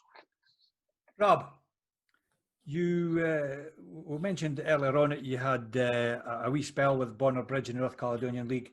but you're going back to the North Cali League with a new club and a new guys with a fantastic strip, I've got to say. Loch Ness FC, who are they and what are they going to do in the North Cali League? Well, as I say, since I finished with Lossie nearly 2 years ago, out of the blue, I got a phone call from Shane Carlin, who's been at the club for 20 odd years. They play in the amateur league, they won a few trophies, they've got a good setup. Wanted to speak to me because they wanted to apply to go into the North Caledonian League. And could I help them? Though, to be fair, they were so well ahead. I looked at their paperwork, their organisation, and everything that they needed through the SFA terms to go into it, they met. And then he says, would you come on board? So believe it or not, I'm digging out the boots with the cork studs. That's a lot long since I had them on. I'm going to be assistant manager and club advisor. Shane Carlin is a very young manager, but you know he's 100% football, as is everybody at the club, for the chairman right down to the coaches. He's got a great setup. The strip, I mean, they got approached by a company who wanted to sponsor us, and I've got a great deal for the next 3-4 years. As you see, Martin, the colours with the Loch Ness Monster on it and that. And I'm led to believe at the moment the demand for replica strips from all over is frightening. People are seeing it. Tourists are seeing it. There's talk is even maybe the Clansman Hotel down the Loch Ness side and right round, supplying certain outlets where the strip, as you've seen, it's an unusual strip. They designed it, the company that sponsors us design it. Tracksuits a lot. They've been well looked off. He's got a squad of players that I feel will do well in that league, will do well. The organisation's fantastic. And as I say, the exciting thing for me is getting back in the dugout. You know, tell me, Rob, where or how can and I'm just putting it out there, how can Loch Ness FC succeed in the North Caledonian League, where Inverness City couldn't quite get there in the junior ranks?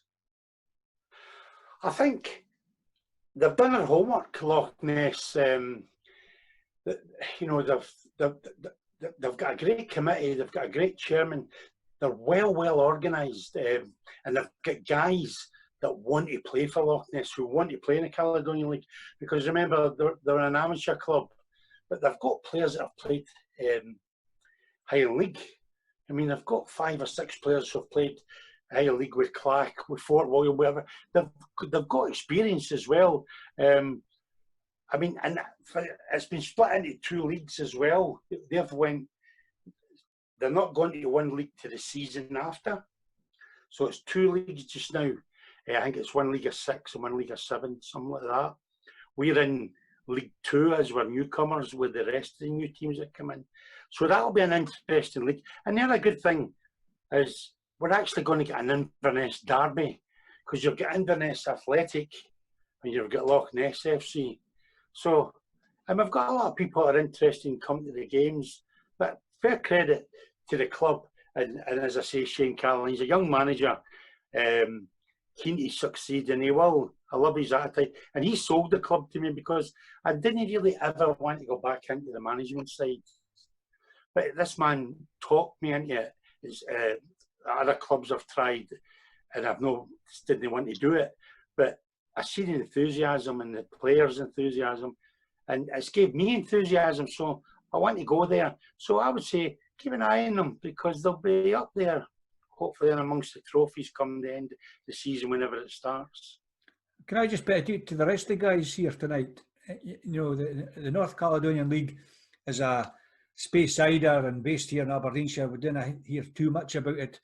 It's looking very likely that there's a possibility in the very near future that it could be incorporated as part of the pyramid system. Bill, your thoughts on that?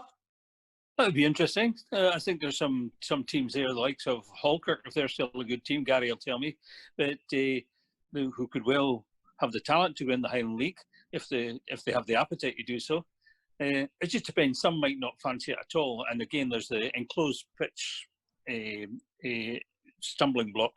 But certainly, it's supposed to be a national league, the Scottish League. It's to take clubs from wherever it can. It's taking junior clubs from everywhere now to play in that new league. I think it would be safe if there is a proper pyramid. If you have Highland League, preferably in 2 divisions, teams could go.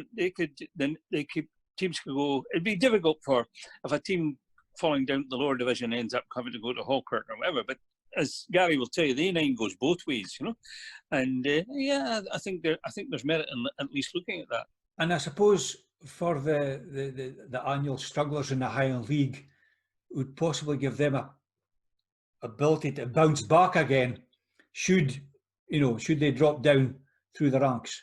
That's right. Great stuff. Much to think about there, Dave. Sure is, and I can't wait to see a picture of a Loch Ness Monster strip worn by Uncle Fester. There's the picture of the day. There's your challenge, Rob. Dave, do you have a head scratcher for this week? I've got a head scratcher. It's quite an interesting one. My wife came up with this one, actually. We're talking about it. Would that be your wife who has made a guest appearance, or should I say her right arm made a guest appearance in this week's show about 10 minutes ago? She said she's going to bring me in a plate of strawberries and cream, but it's never arrived yet. She's not going to get a credit at the end of the show for her right arm. It's a good question, because she was given a hand, Martin. As we know, the Secretary of the Highland League at the moment is Rod Houston, but the previous Secretary was a gentleman called John Grant, a long-serving Secretary. But how many years did John Grant serve as Highland League Secretary? That's this week's head scratcher. How many years did John Grant serve as Highland League Secretary? And as always, you can submit your answers on Twitter. The address is actually appearing on the bottom of your screen at the moment. Bill's looking, I can't see it, but believe you me, when you're watching this tomorrow night, because it's actually Thursday, guys, not Wednesday. So when you're watching it later on, you will see the address. It's, Dave, do you want to shout it out? It's at Up the Dooney. Were you ever up the Dooney when you were at Rothus, Rob? I've not even got the answer to Okay, there we go. Brab only had an escort in Wiki said. That's true. Guys, it's been absolutely fantastic having you on the show. Gary Manson, best regards to the Wick Academy family. Always make me very welcome at opportunities. I thought we're maybe going to get to see you this summer, but obviously that's not looking likely now, pre-season. Bill McAllister, absolute legend of North football broadcasting. Delighted that you could join us.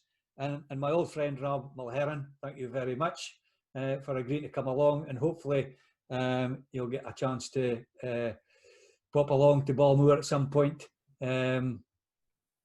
once this madness has passed us by. Next week, folks, we are going to be joined by 3 former players who have all moved into Highland League management. As always, keep safe, and thank you for watching, and see you next week. Good night. Good night.